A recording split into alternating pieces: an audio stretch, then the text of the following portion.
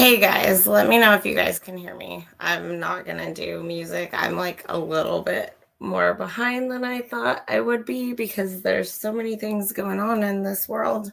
So if you can hear me, let me know. And oh my God, it's so good to see you, Jane, and Thomas.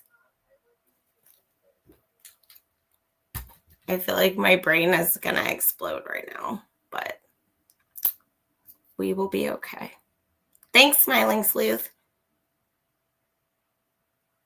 Thanks for being here, guys. Oh, Jane, don't we know it, unfortunately. How are you, Jane? I saw you said it's 4 a.m. there. I feel privileged if it's 4 a.m. and you're here with me. Good. Thank you, Jane. Oh, man. I was just going kind of crazy, you guys, because I was moving some of my stuff around and all my paperwork for this whole case. And I stumbled across something potentially interesting, to say the least. And so this is how my brain works. Like, I'm so excited about one thing that I forget everything else. And so we do have to talk about what I posted we would talk about, you guys. But at least I didn't forget that part. But there's so much more. And I'm posting, like, I was also uploading a video to YouTube that I made yesterday. And because I spent the time doing it, I think I'm just going to post it anyways. And you guys can watch it. It's just a kind of me being real, but also kind of very sarcastic about some of the findings and kind of just me tooting my own horn based on the documents that have come out and who at least is listed as people who, had DNA or buccal swabs taken. So I'll post that probably right. I mean, it's going to be ready to be posted. It's literally uploading right now. So I just have to do all the proper things. Oh my gosh, Smiling Sleuth. No, I didn't. I don't watch Birdie often. Why? What happened? I guess I'll ask just to see what's going on before I say anything else.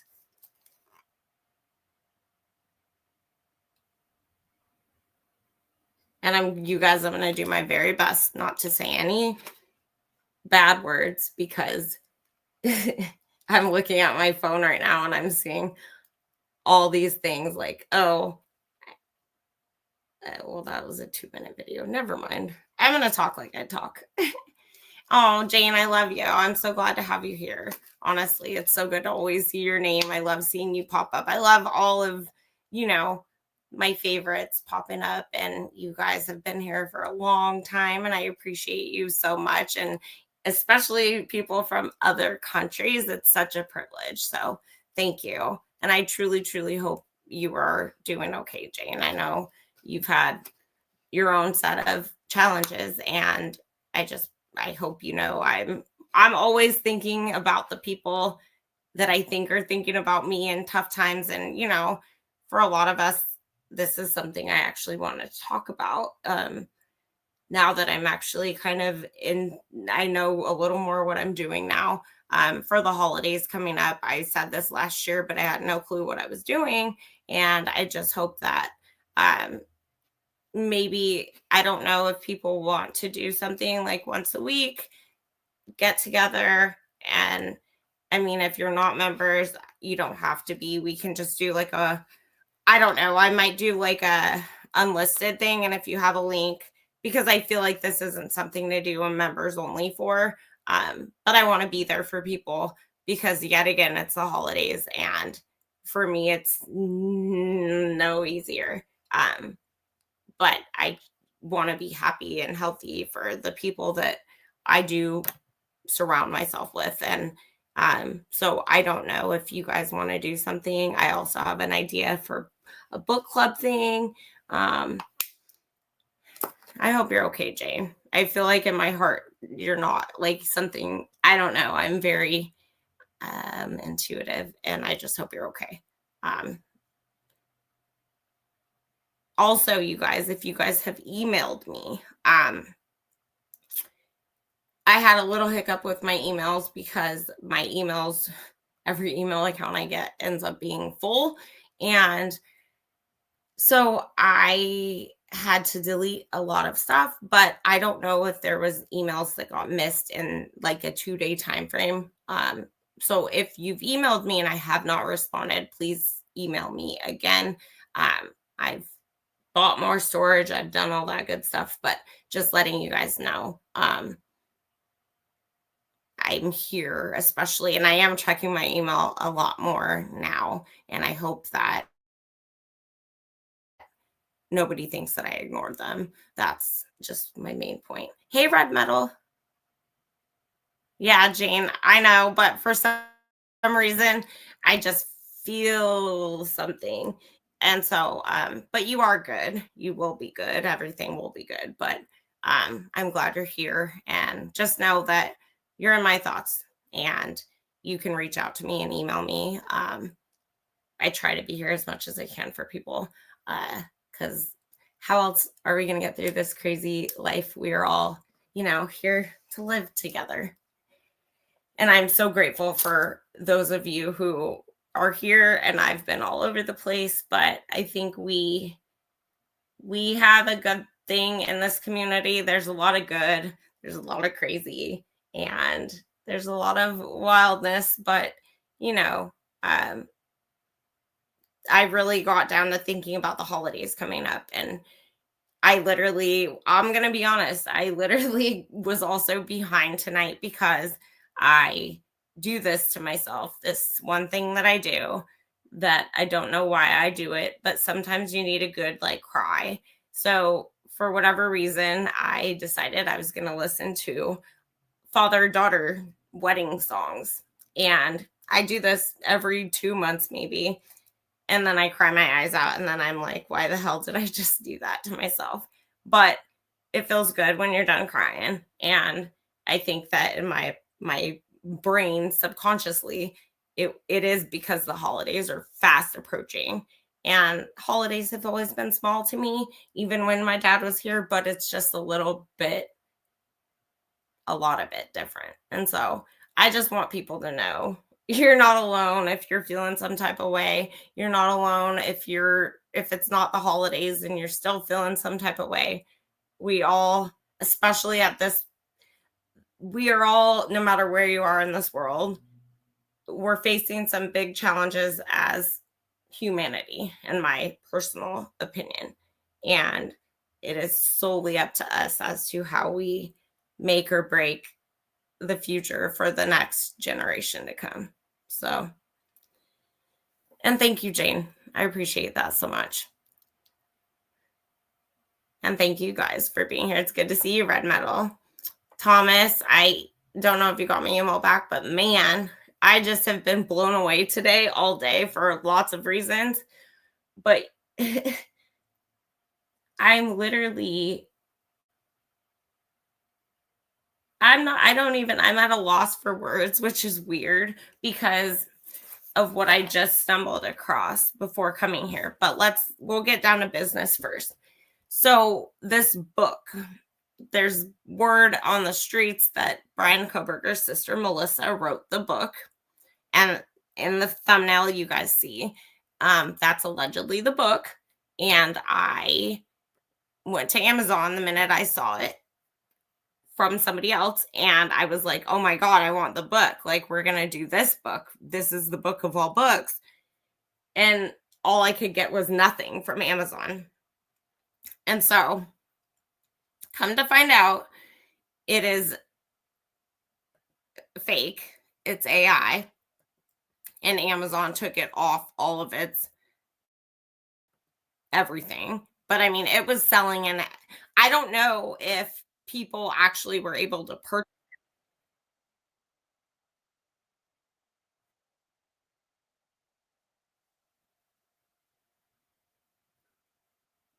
Sorry, guys, if you hear me echo, it's because of me not knowing what I'm. Okay, there we go. Um, But I was like so stoked. I was like, I need this book, need it now. But it's not real and it's fake. And obviously, in my opinion, I was like, it has to be not real because the media would have been blowing up over this. And I'm glad it's not real because that would just be mind blowing in and of itself because this case is far from over, in my opinion. And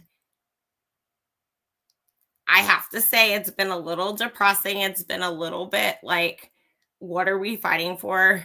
I mean, we all have real lives, right? And real life isn't always easy. And so some days I'm not here to just talk about everything that everybody else is talking about. I'd rather go live and be like, hey guys, what's up?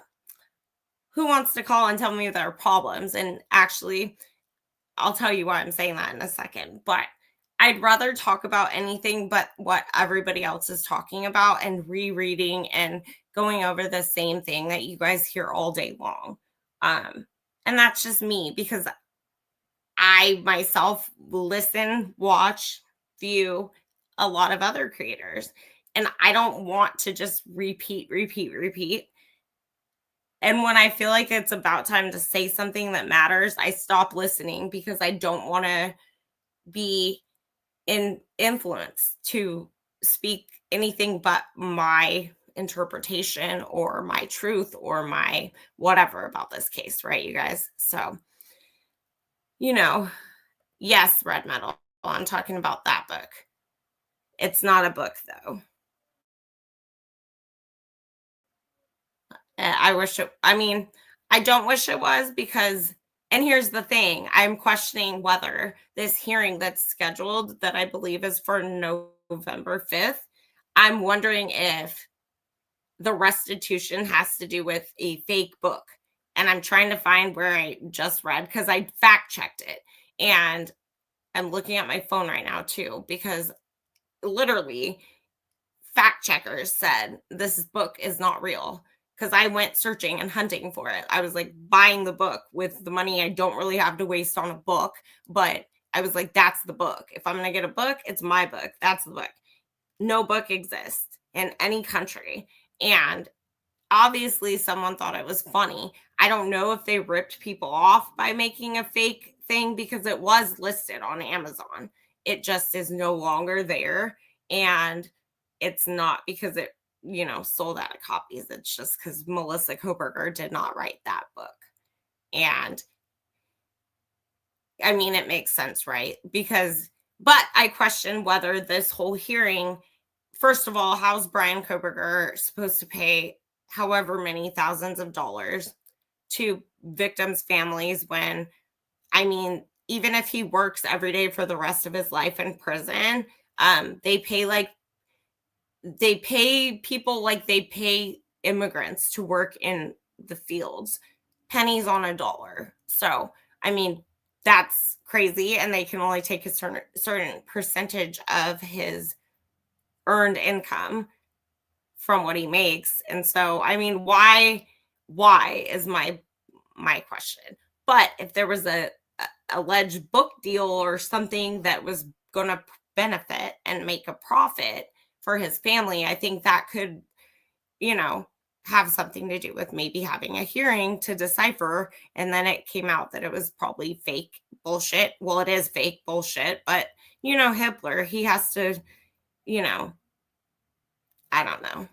I have a lot to say about these people, but at this point, I'm scared because I know that what I've said is kind of coming to fruition, you guys. So it's a lot of games, it's a bunch of nonsense, and it's a bunch of distraction from a lot more serious of situations that is going on in this world. And I don't know what it's going to take to get people to wake up, but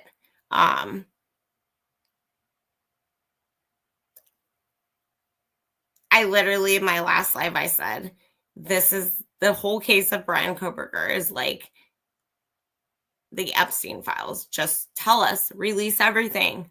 If it's case closed, it's not case closed though. There's no way in hell this is case closed. And the end of the day, I'm very concerned at how so many people are just willing to say, okay, he admitted it, he did it, he confessed. Taking a guilty plea does not mean you are guilty. That is not a confession. That is not saying, while he did stand up in court and say 4 times over, yes, yes, yes, and yes, that is all legal. Like, that's technical. That's like technicalities. You have to say it if you're going to take a plea deal. He did not confess at all to anything else. And that's seriously, like, I've been saying from day one, you guys, Brian Kohberger, in my opinion, was doing a job for some other agency to expose the organized crime and corruption going on in that area. Everyone said I was crazy. No one wanted to believe me. Everyone said, no, this would never go on so long. Well, yeah, it would if he was still exposing until the day he had to plead, basically, the corrupt bullshit that has gone on. Because up until that day, we all witnessed corruption at its finest. The lies, now we're seeing it. And so who's going to stand up and say, what the hell? Because nothing points to Brian Kohberger. We've seen what they're pushing out, but they're not giving us everything. Why is it that you can watch any other channel on YouTube or on cable TV where they're showing, interrogations? Those people's faces, I don't care who they are not blurred out. Why is Idaho4 so important? And why is it so top secret that they blur out faces of everybody, whether it's on a public street or in an interrogation room? That is not normal. And then I noticed Kathy's Indie Zone. Earlier, I noticed she had posted how the IDOC website was not showing Brian Kohberger. It was saying unavailable or something for the last, I think she said, a couple days. That's odd. But is it really? Not really. And so what's going on with Brian Kohberger? And I mean, honestly, at the end of the day, whoever was in charge of whatever is going on here, whether it was literally a hit and a real sick crime, and I believe it was both.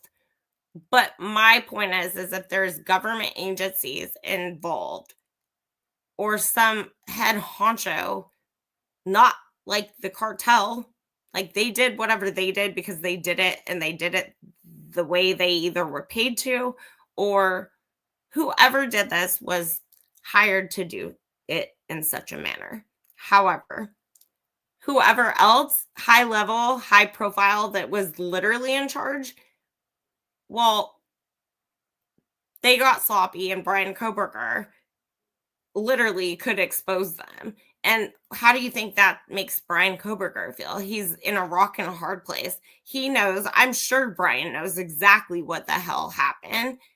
Yet, are they threatening his family? Are they threatening? What are they threatening? And in my opinion, it's just sick and disgusting when family members of people are now coming out and, still trying to tell the public some bullshit. So I'll just say Olivia Gonsalves does not make sense to me. And in my opinion, coming out, doing all these interviews. Oh, Brian Enton, you spent 40 minutes with Brian Enton and you didn't say shit that we didn't already know. And you're still just bitching about web sleuths and true crime people who actually have spent 3 years, literally almost 3 full years on your sister's death and your other alleged so-called sisters, almost, her death and two other people. And I find it very weird that people just buy the bullshit. Just like, oh, there's a book, Melissa J. Kohberger. That's not even her middle name. Melissa Ann Kohberger is her name, not Melissa J. whatever. Hi, January. Oh my God, Jane. I started to watch it yesterday, but my mom was with me and she's over Idaho and me talking to the television. And thank you for the reminder, though, because I literally have to finish it because I swear to you, and I've said this before, and I don't care if I sound crazy. I believe Ethan has spoken to me many times, and I truly know what I believe what I know is to be true. And there's a lot of things that are falling into place now for me, looking back, that just, I'm like, oh my God. 3 years later, though, I mean, here's my thing, you guys. What is so devastating is that if Brian is 100% innocent, it's not just his life, it's his family's life, his mother, his father. We are not promised tomorrow, and yet we have a kid that just took 4 life sentences over and over and over and over for a crime he did not commit. And I truly believe in my heart of hearts, and oh shit, that's what I was going to pull up again. I didn't do it. From the documents, when they had that closed session hearing in late January, when Becca Barlow was talking and we weren't allowed to hear about the IGG or about the 4 alternate perps. I think it was the IGG alone. But anyways, the whole documents, there's like 4 pages of blacked out, redacted between the judge and Becca Barlow. I'm telling you guys, Becca Barlow knows what's up. And I know she knows what's up.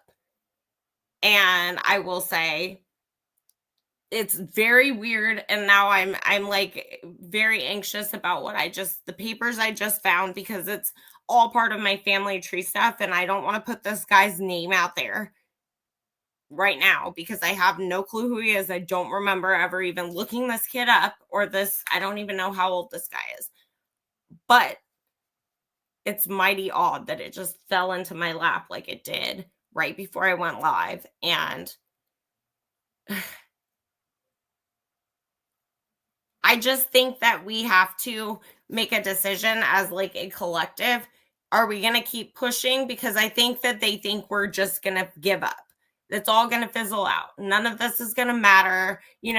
Once Charlie Kirk happened, I'm sure they were all stoked. They were like, good, nobody's going to talk about Kohberger anymore. Oh no, we're still talking about Kohberger because you're going to tell me what happened before I move on, or I'm not moving on, because this is not justice. This is not what justice looks like. This is not fair to any person. This is not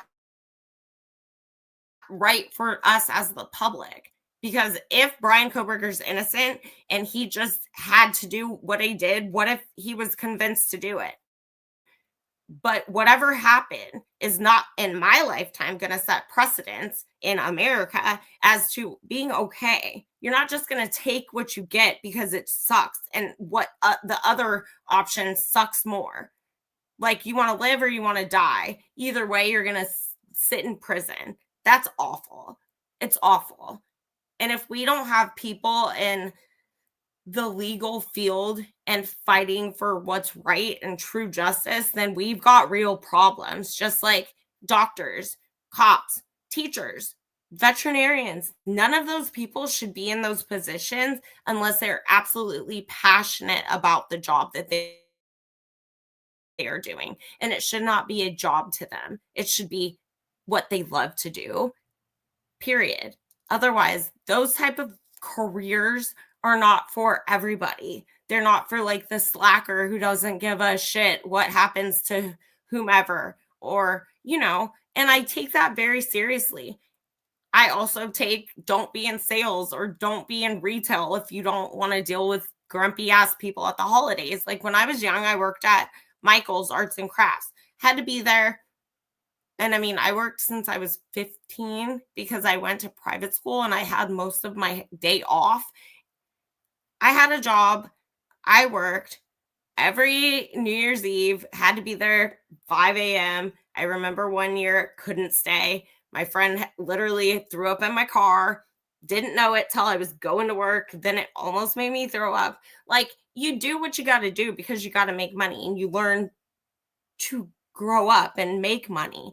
But even in that job, which I was, thank God, I was so allowed to quit and come back and quit and come back throughout 4 or 5 years till I got my first big girl job with the Office of Education. But people don't even, you can't have a bad attitude dealing with people ever. And to me, this all screams really bad people who don't care what other people think until it matters only because of like literal facts of what's wrong and right. And if you're all in a cult per se and y'all did some weird shit and then you got caught doing it, yeah, that's bad. And so then you're going to just decipher that you're not going to, that ain't what you're doing. People, I'm just learning that the people surrounding this case are very sketchy, and money has literally not changed. Money has always been the driving force in how this case will end, how it began. And my question is, though, why are so many parents okay? So many parents surrounding this case okay with what the hell has gone on? Because if I had a child, I'm not a parent. I get it. I know. I would not be okay with the shit that I see and that I've seen. And if my child thought they were going to go back to that school and just go back to engaging in the same shit that whatever was going on is still going on, we've got problems. And I'm not saying frat boys did this. What I am saying is a bunch of rich people did this. And whoever they hired to do this, well, that's going to be their that's going to be what ruins them, in my opinion, because you have your Molly out there, right?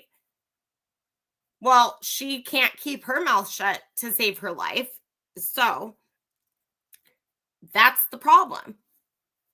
Who else is going to decide they want to talk? Because at the end of the day, you can't keep the secrets no matter what. Maybe we'll all be dead and gone. Unfortunately, that's a possibility.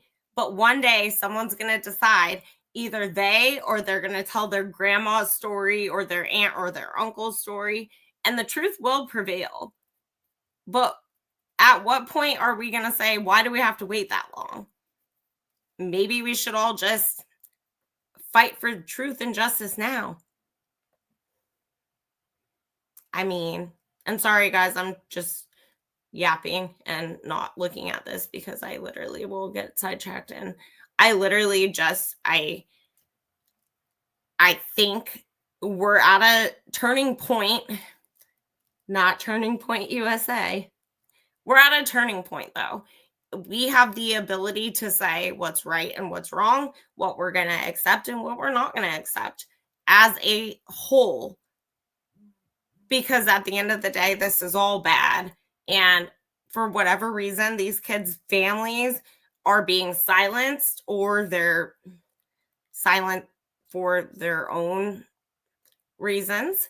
But I will just say I was very happy, and this is my video I'm going to put out because I made it and I'm putting it out anyways. Because if people aren't here, fine, they'll see the video.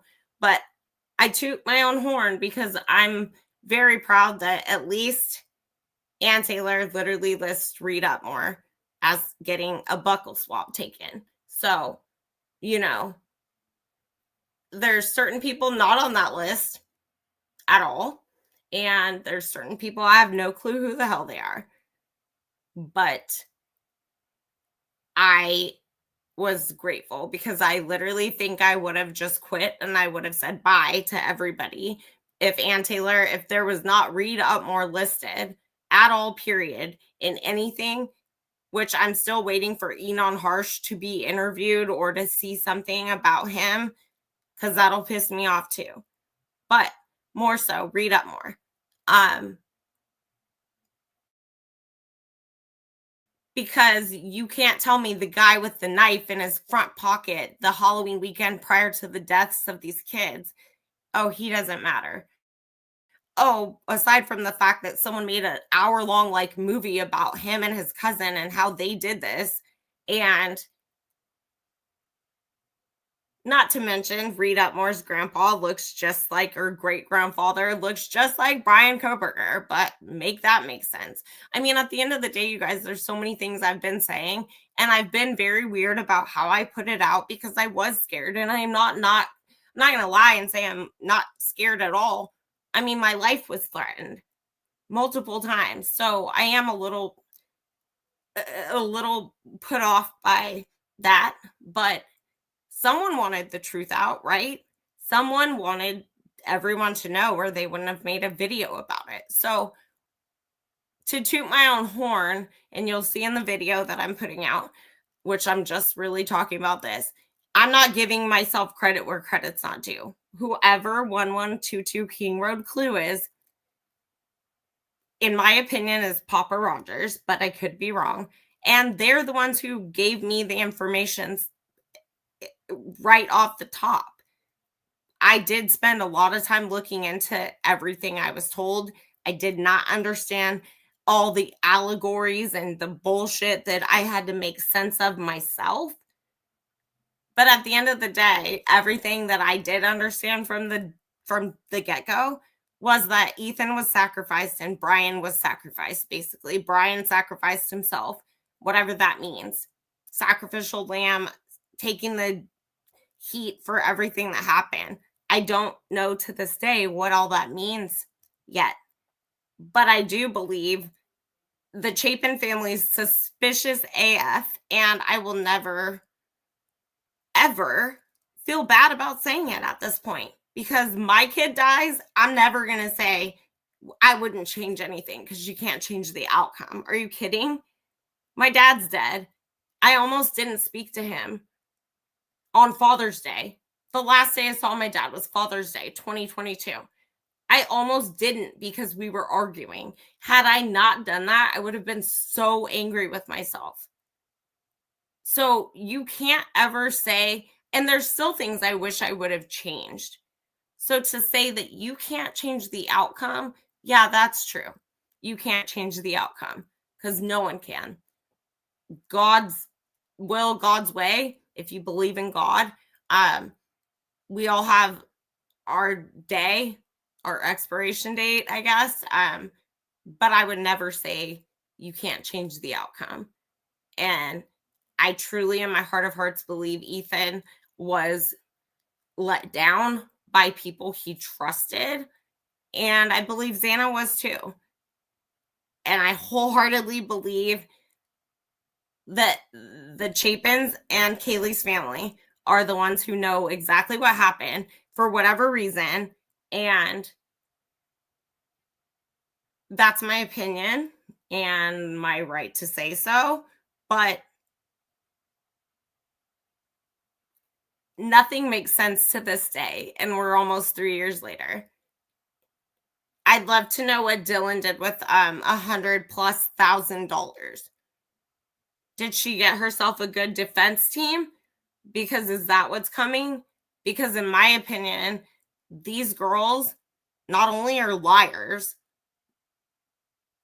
I mean, what are we supposed to think about everything that's been put out? We're just supposed to be like, oh, yeah, it's so heartbreaking. I see people commenting in other people's comments, and I don't know why I look because I can't fathom how they process this shit in their brain. Oh, poor Dylan, poor Bethany. Really? Really? Because you didn't call. You did not call 911. Your story has changed several times. And I'm sorry, Hunter Johnson, bullshit. It's all bullshit. And nobody wants to say it's all bullshit, but it's bullshit. Hi, TK. Hi, Sharon. TK, I see your name in all caps. I'm like, oh, there's TK. Thanks for being here, guys. But yeah, I literally am just like over it. And so I'm just going to say all the things that I didn't say for 3 years now. And if people don't like it, well, fucking sue me, I guess, because what are you suing me for? You can't say I'm defaming you if I can prove it's true, number one. Number two, you can't, what's that saying? You can't get, I'll just say you can't get wine out of a grape that doesn't have, okay, you can't get beet juice out of a turnip or something. I don't fucking know. But anyways, you get the point, right, guys? You can't get it. Dylan's 115,000 is supposedly still in her GoFundMe. Interesting. Well, that's interesting. Well, that's interesting, Thomas, actually, now that I'm thinking, because I know, because I created that GoFundMe for Bubbly, you can only keep that money in a GoFundMe for so long. Just like Bubbly, she has to get that money out ASAP in the next month. It's already told me, and I don't have anything to do with it. Like, and I don't see her information. So it's all been kind of confusing because I wanted to respect her 100%. Hold on real quick, you guys. Hey, I'm live. Can I call you back?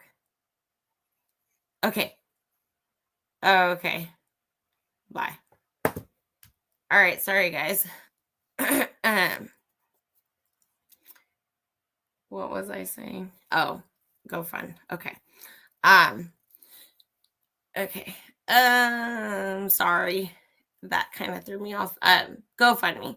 So Dylan to have that there, that's interesting to just keep there. I have no words really. I think that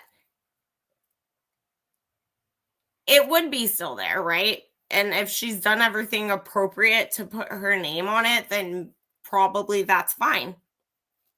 That gives me more, that makes me at least believe probably it is sitting there for a defense team.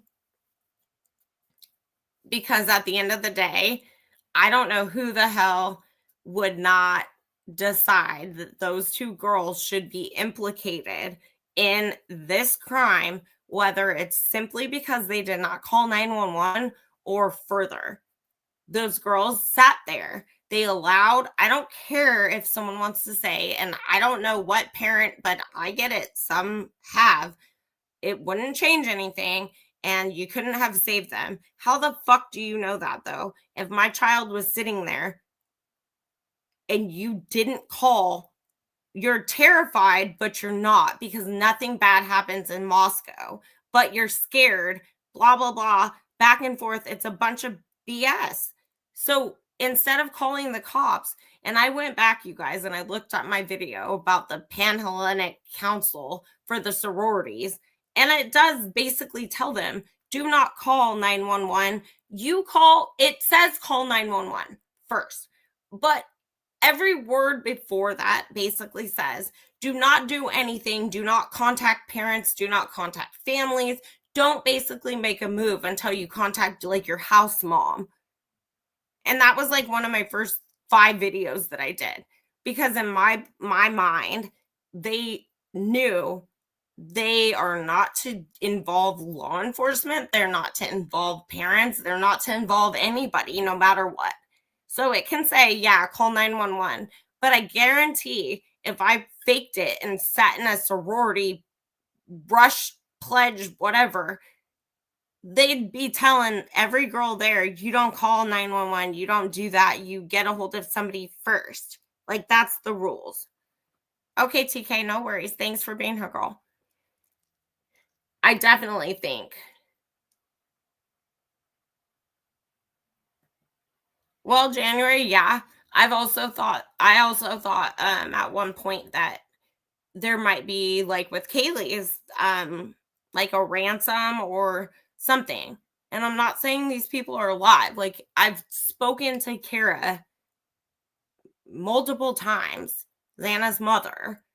And while I respect everything I've spoken with her about, and I told her I would only speak about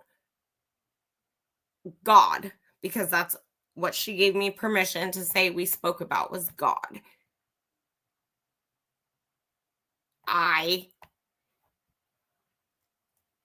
I'm confused, I have to say. And if Kara ever hears this, I feel so blessed to have spoken with her, and I got my own perspective on what was being put out.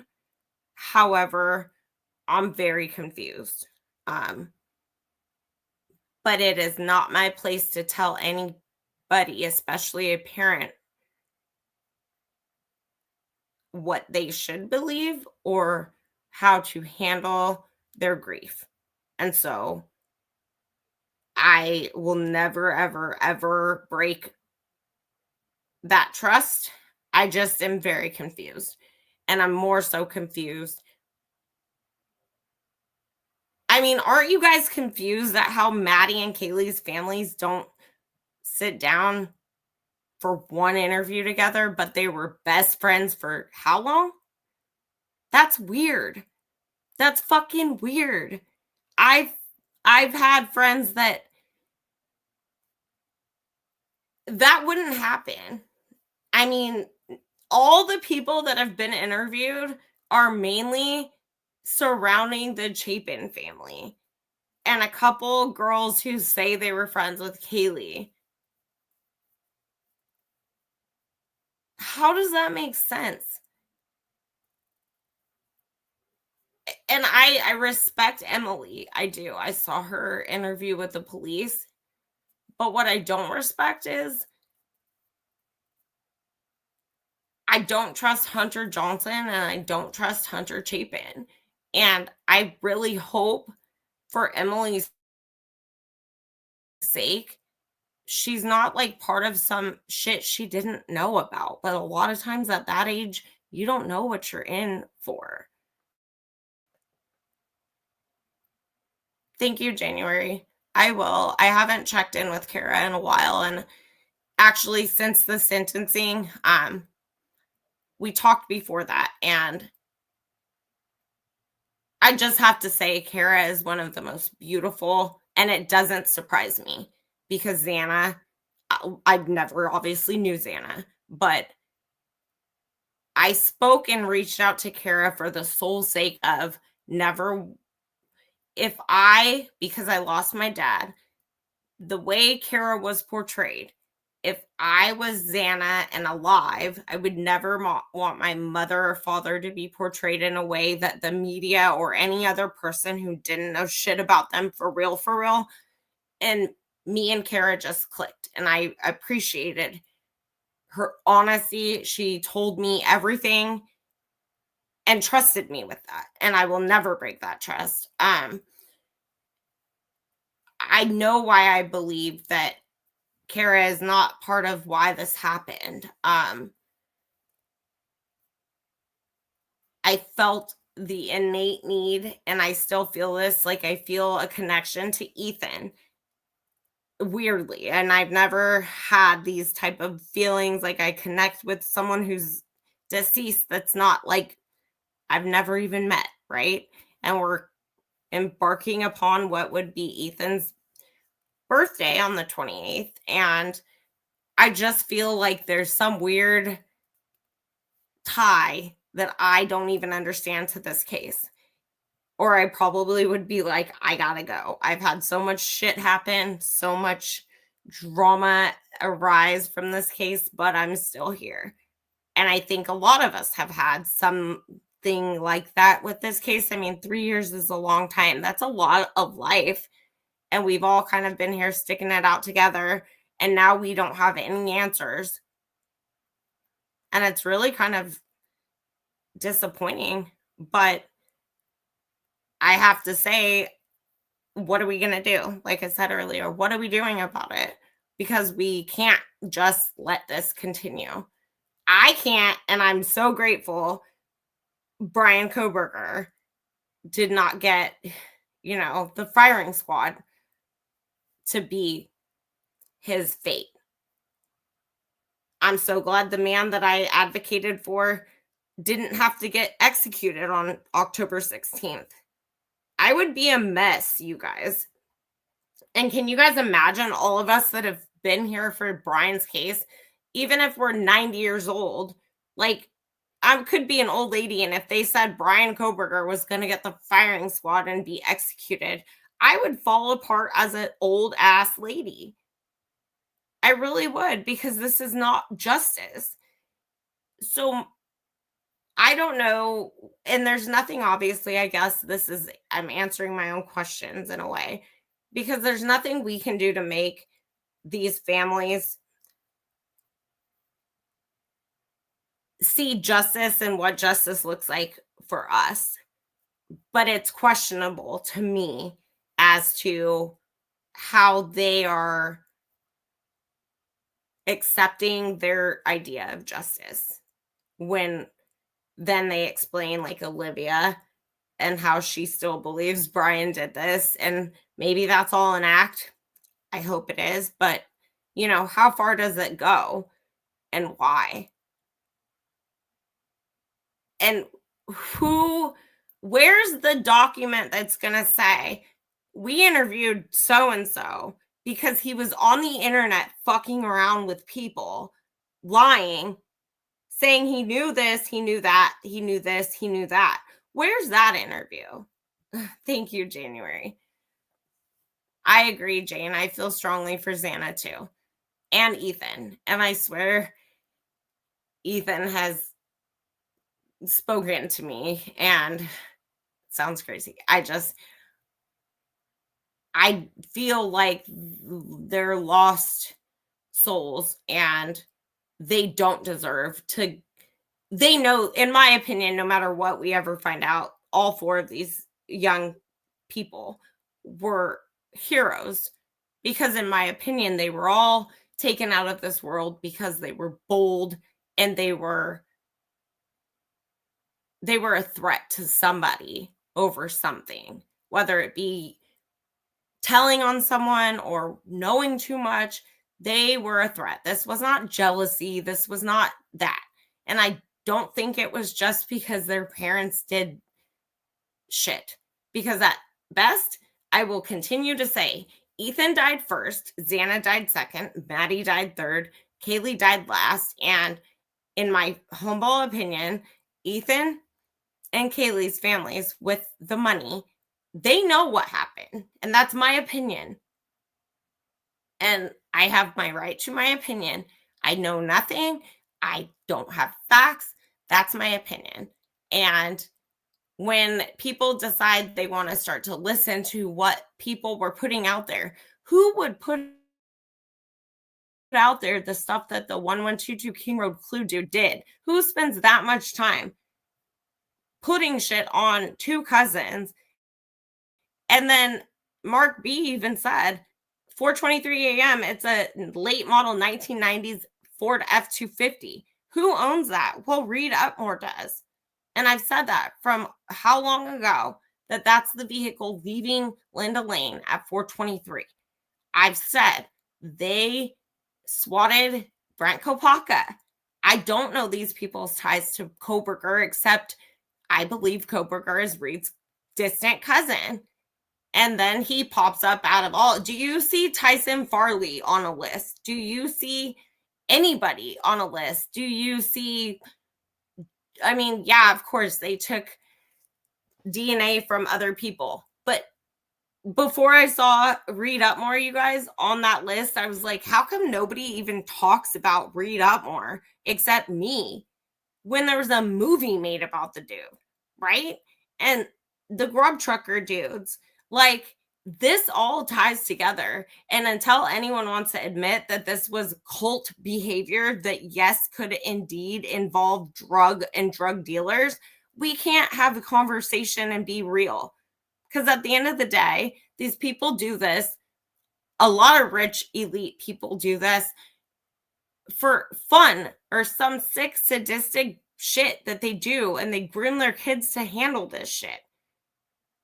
So that would explain why the oaths these kids take, or, you know, they might be a little normal for the richer kids than, you know, the Caden Youngs, or, you know, the ones who happen to lose their life tied to journalism and the truth. Because at the end of the day, every person who's lost their life, it seems they were about to speak on something, and they weren't people that came from rich ass families, except Ethan,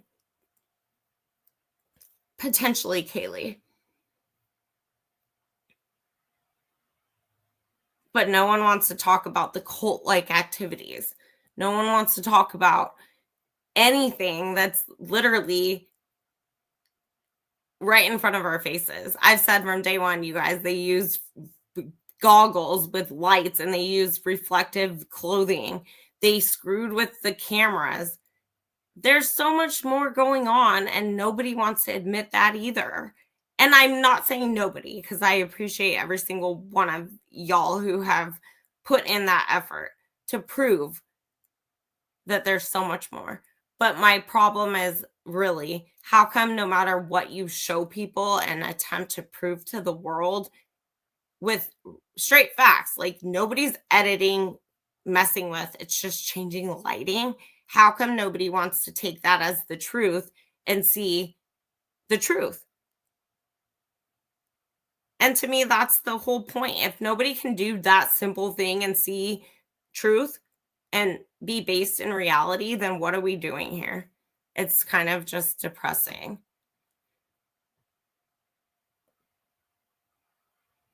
Oh, Jane, I believe Dot's real also.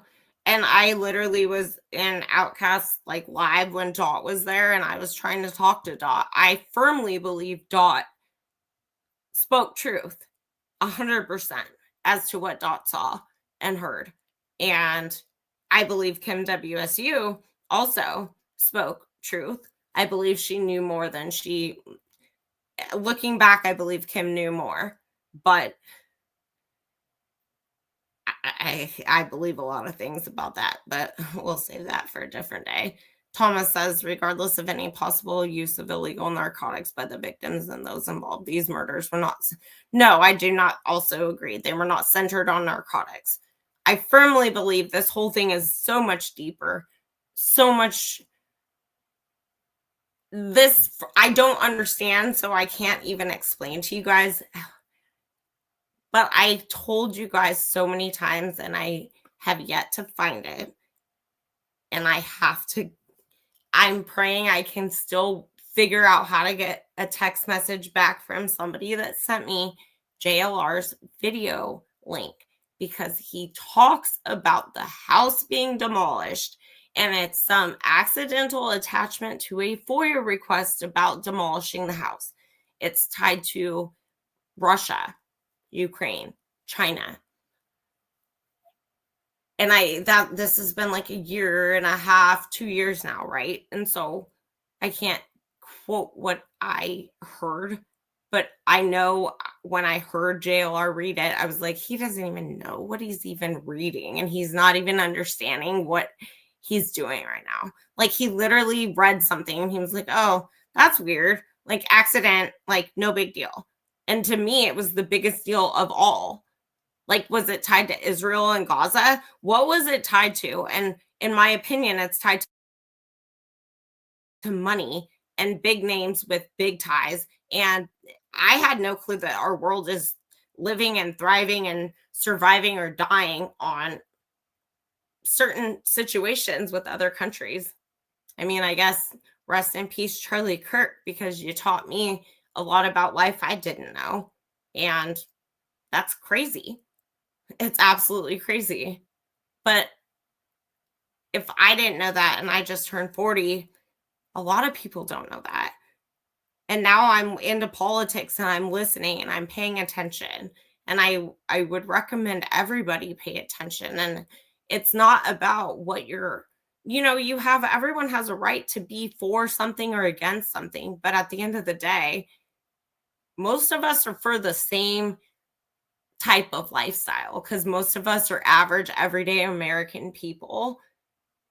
We're not the top 1% because those people, the majority, are sadly involved in other things that would not be what we would be into. And don't ask me, ask a pastor or a priest because I can't explain it, or ask God and maybe he'll answer because I don't know.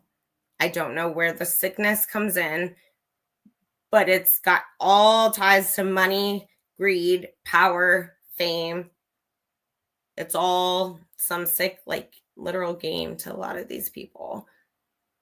And nobody wants to talk about the uncomfortable reality that, in my opinion, is the only thing that explains what happened in Idaho. It is the only thing. And now that we have the documents saying all these names of people who none of which are huge drug cartel dealers. So what's it mean? What's it mean? And are we going to get more? Who knows? But I'm telling you guys another thing. And I could be wrong. I could be right. But I said it before and I'm going to say it again because of what I found in my paperwork right before I went live.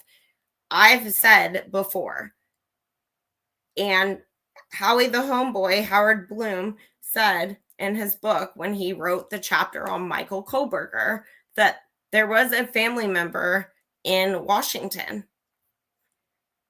Who that family member is, nobody knows, right? But it would be on Michael Kohberger's side of the family. So my opinion, well, read up more. And Edward Upmore. I've posted videos. He would be Reed's great grandpa. He would be Brian's great grandpa. Looks just like Brian, but what do I know? Maybe they're just coincidentally twins of total opposite ages. And then I've worked so much on the Kohberger family tree, his mother and father's side. I'm telling you guys, Brian Kohberger is related to Dan Esty, the co-owner of 1122 King Road, who lives in Colorado, who is a real estate broker, Team Idaho Real Estate. But don't listen to me. I'm just telling you. That's facts. He's related to Melissa Kohberger. So unless Brian's not related to Melissa, then we can't debate it. Okay? So that's weird. Because, like I said before, and I cannot prove this, but I did a video on this, and I'm telling you, there's a Hitler. I showed you guys. He looks just like Judge Hitler, but his name's, I believe, Timothy. Oh my God, his name's Timothy. My dad's name was Tim, and now it's all fucking coming together. And he was in the military. He looks just like Hitler. And Hitler is, in my opinion, what do they call it? Like a conflict of interest, because Hitler, regardless, Hitler, no matter he's related to Brian or Daniel Esty, whatever, Hitler was tied to the Board of Regents Givens and Pursley legal, whatever, who are tied to that house. So tell me how all these people in this whole little circle, how is none of it conflict of interest? I'm sorry, because it is.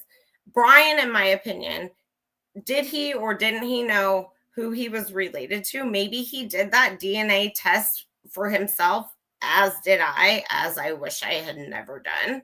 But maybe he wanted to learn more about his family members. Then he learns he has family in Washington, Idaho, whatever. Then he learns they have a great criminology, whatever, whatever. He goes, he gets hooked up, and then what did he get hooked up with, though? He got hooked up with a fucking being a patsy for crimes he didn't commit. And if he was there, I guarantee the kid didn't harm a fly. If he was there, he was put there intentionally to put this on him. And please, someone tell me, where is the knife sheath?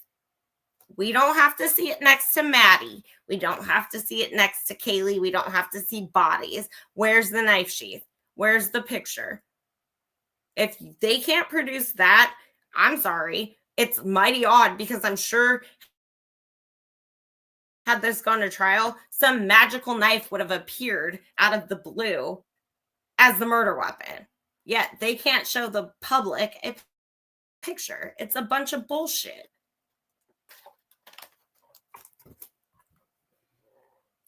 Hi, Christina. Sorry, guys, I'm reading now.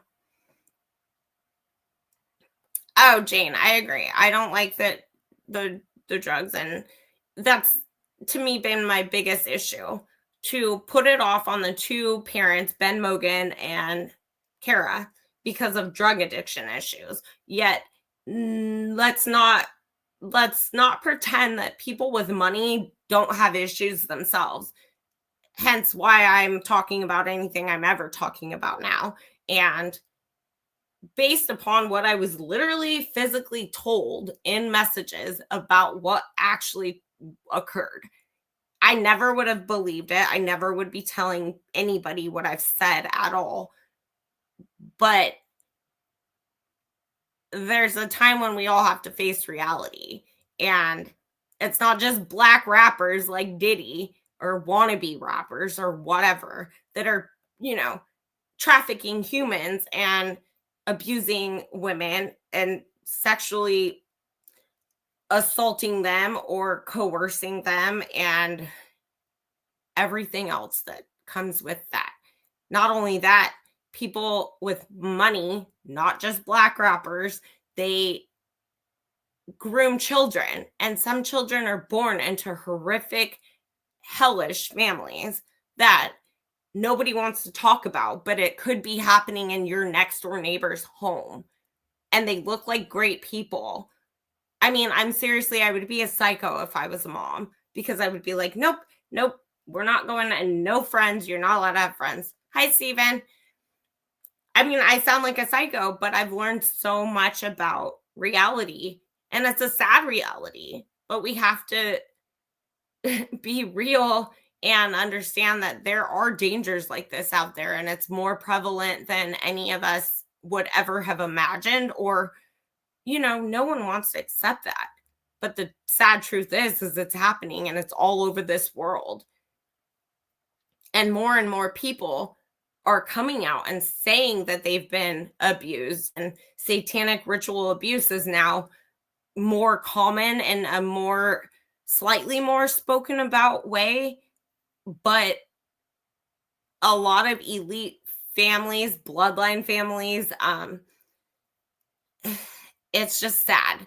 And I know that it's going to take many more years to have people actually understand and accept what they don't want to accept. I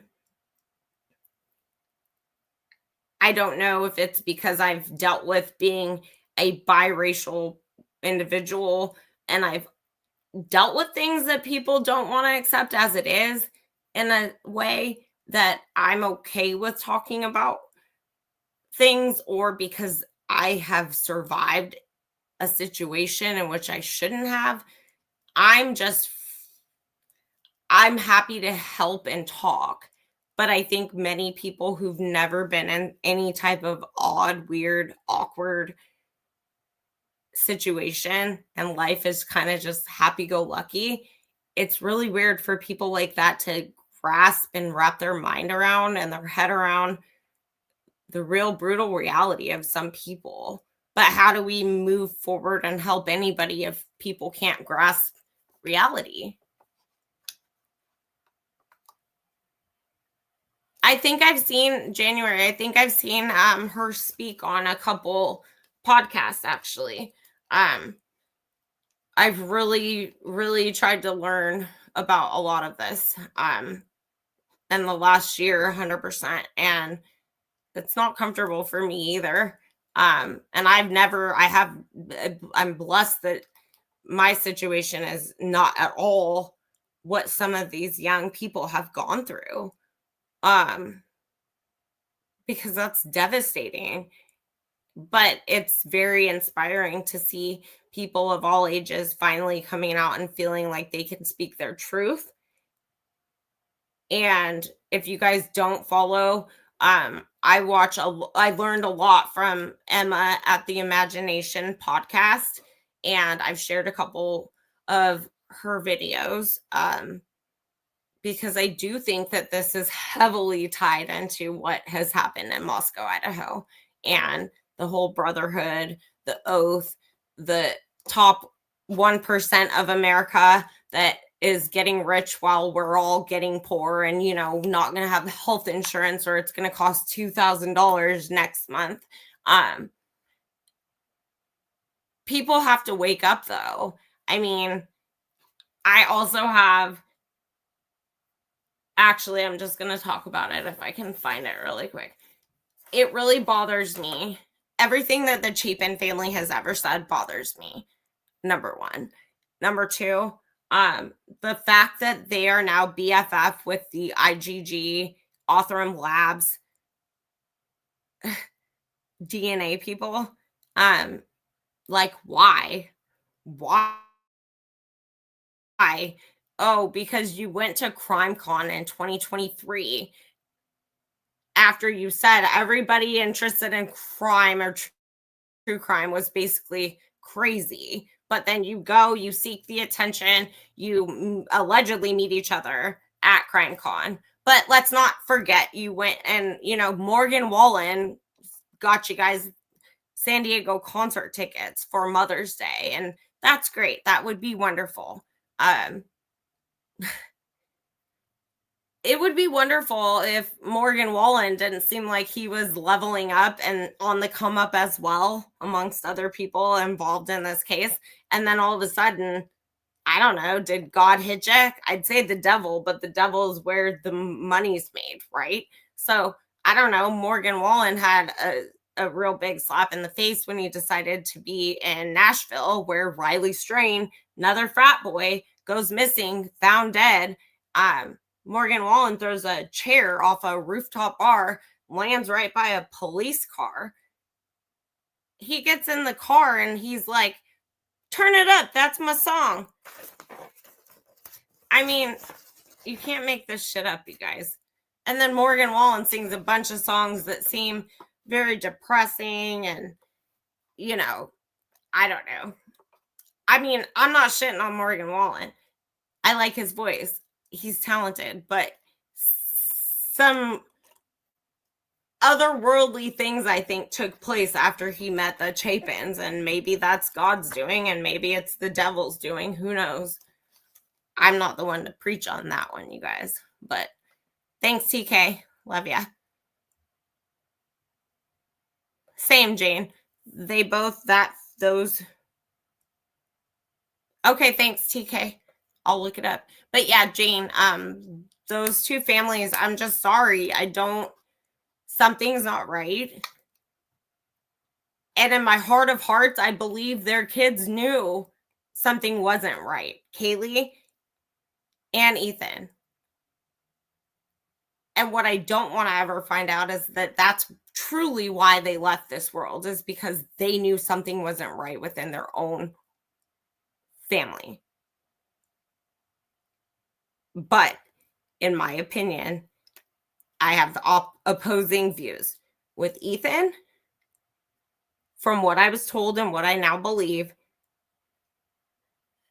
they were very involved in what happened. Kaylee, I believe, and this is all just my opinion, you guys. I have no clue what I'm talking about. But Kaylee, I believe that family was in deep, and Kaylee was the not sacrifice, but Kaylee was the punishment. And I'm sorry. I don't know why anyone would ever have believed that these kids were sleeping in their beds when, yeah, right. Number one. Number two, Dylan and Bethany are liars and they should have gone to jail. And maybe had they put them in jail immediately, they would have talked because they didn't want to stay in jail. That's how they should have handled those two roommates who are not victims. They are witnesses and accomplices to what happened, because you cannot tell me they sat in that house awake way before they called the police the next morning and they didn't smell anything. They didn't know anything. That's a bunch of bullshit. Number one. I mean, come on, you guys.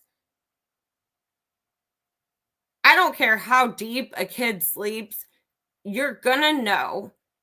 And they both ended up accidentally saying you can hear everything when they talk to the police. You can hear everything, but you cannot hear your friends and your roommates being slaughtered above you. But you can hear Murphy barking and you can tell he's outside and you can tell Kaylee's dancing with Murphy. And I'm sorry, but at this point, I still don't understand why drunk Maddie would take the dog out with Bethany versus Kaylee, the dog's mom, take the dog out. And if Maddie took the dog out with Bethany, it was solely because Bethany planned that. That was all a plan. And Kaylee got ambushed while Maddie and Bethany took that dog outside. The dog then gets left outside. Then they get Maddie. So whatever way you guys want to look at it, it was all a planned ambush. And nobody wants to talk about how girls can be, killers. Because they can be. I mean, has anyone not watched Lifetime movie channel? Girls are crazy. And nobody wants to say that those girls had everything to do with this. And Bethany doesn't have the guts to even stand up and pretend at all. And everyone wants to blame Dylan. I blame Bethany 10 times over Dylan in a heartbeat. Because Bethany has zero balls to show up anywhere and speak on her alleged friend's behalf. And if it wasn't the way it was, I would never say what I just said. But I'm sorry. Prove it. If they don't want to be talked badly about, prove it. Prove to the world you had nothing to do with it. But you did, because you were awake.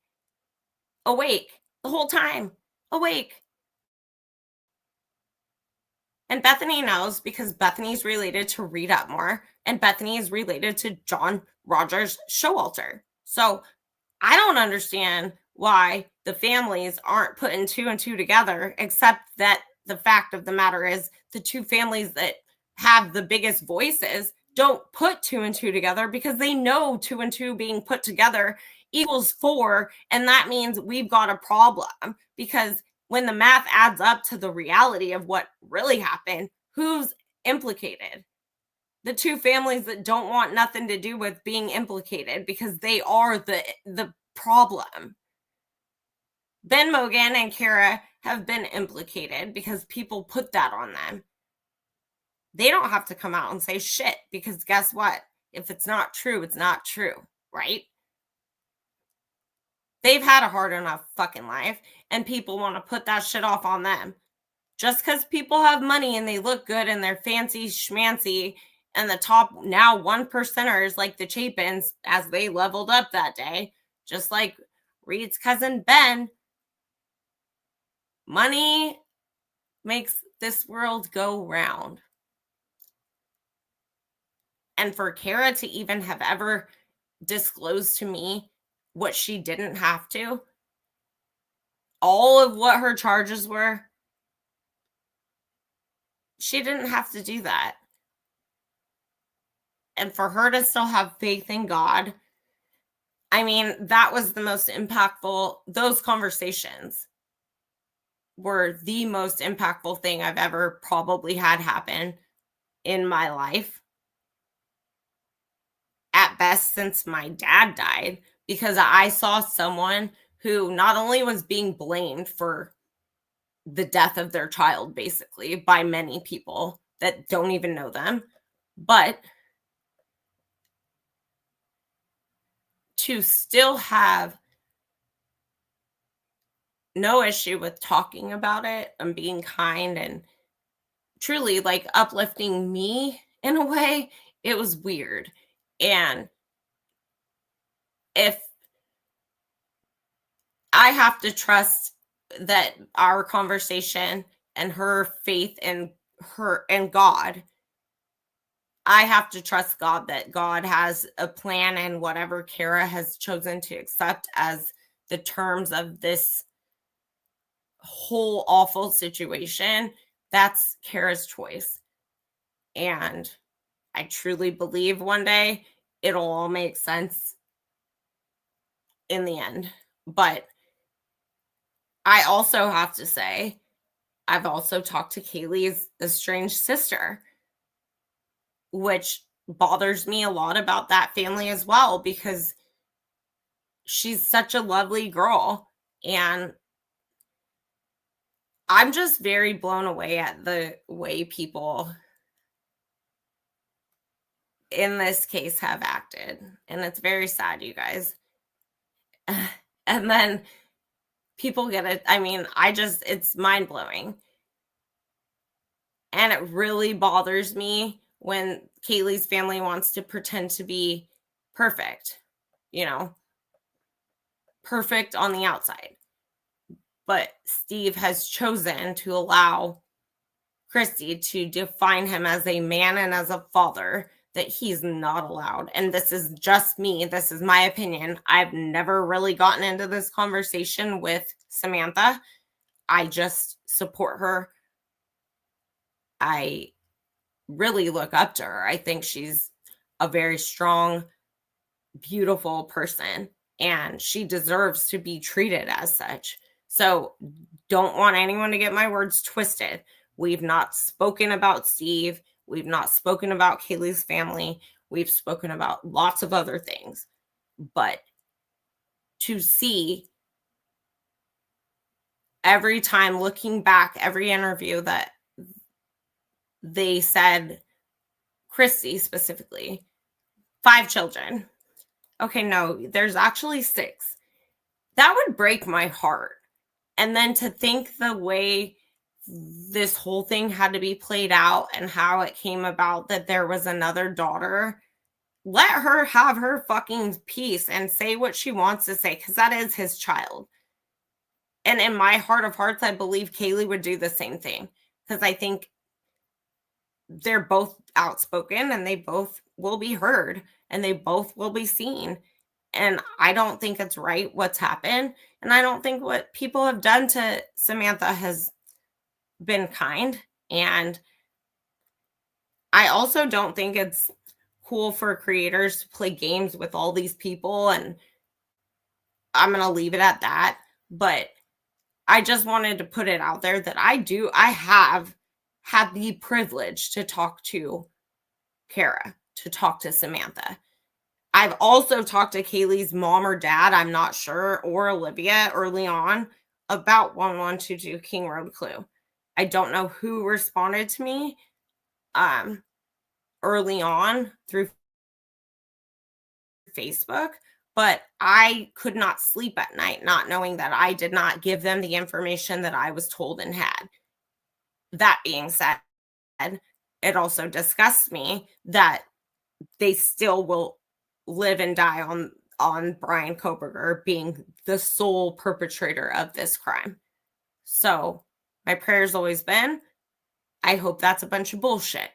But now here we are, and it's still seemingly at least to me, that it seems that they truly are going to ride with Brian. Kohberger did this himself.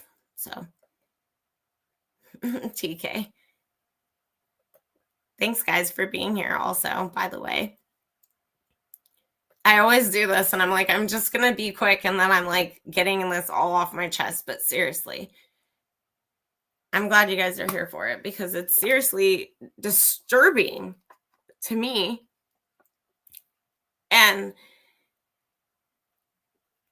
what's really bad is that there's still a bunch of kids going to school. You know, hello, it's almost November 13th again. Halloween's coming up. There's still a bunch of kids at the same school running around. Who knows what who's doing? And if they're all innocent, then fine. But someone out there did this. Even if Brian did it too, someone else out there did this. And they literally, I'm sure, are literally enjoying the fact that this is all happening. 3 years later, they're getting off on the fact that they've not been caught yet. How is that okay? And how do you send your kids back to that school? Love you too, TK. Thanks for being here. Thomas, what do you think about that call? And what do you think about Eric?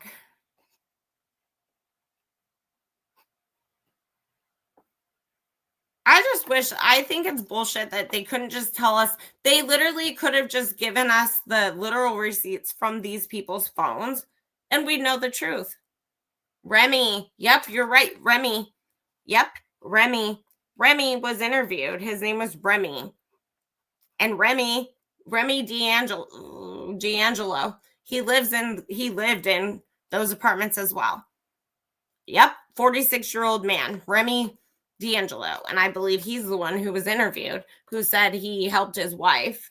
Could be wrong on that part, but yeah, Remy. Thanks, Thomas. I've literally been meaning to say that for so long now.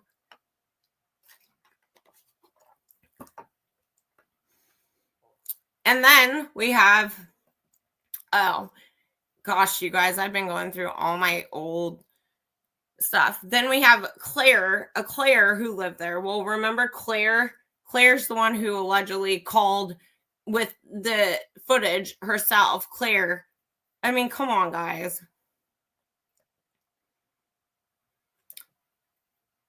Tammy says the fact that one would allow your wife to ignore a child says a lot about both of them. Yeah, Christy is just as terrible as Steve, is definitely not an alpha male. Ethan's family doesn't acknowledge the G fam because two class. Yeah. Well, yeah, Tammy, you're right. Two classes of people, but they both, I think, really enjoyed the fact that the other two classes of families got pinned with the addiction bullshit instead of let's look into what really occurred. And in my opinion, I don't call it, Moscow PD is not, oh, they were just not prepared. They were not ready. No, they know exactly what the fuck happened to. And until anyone wants to sit down and like literally hash out the truth of all of it, nothing's ever going to happen.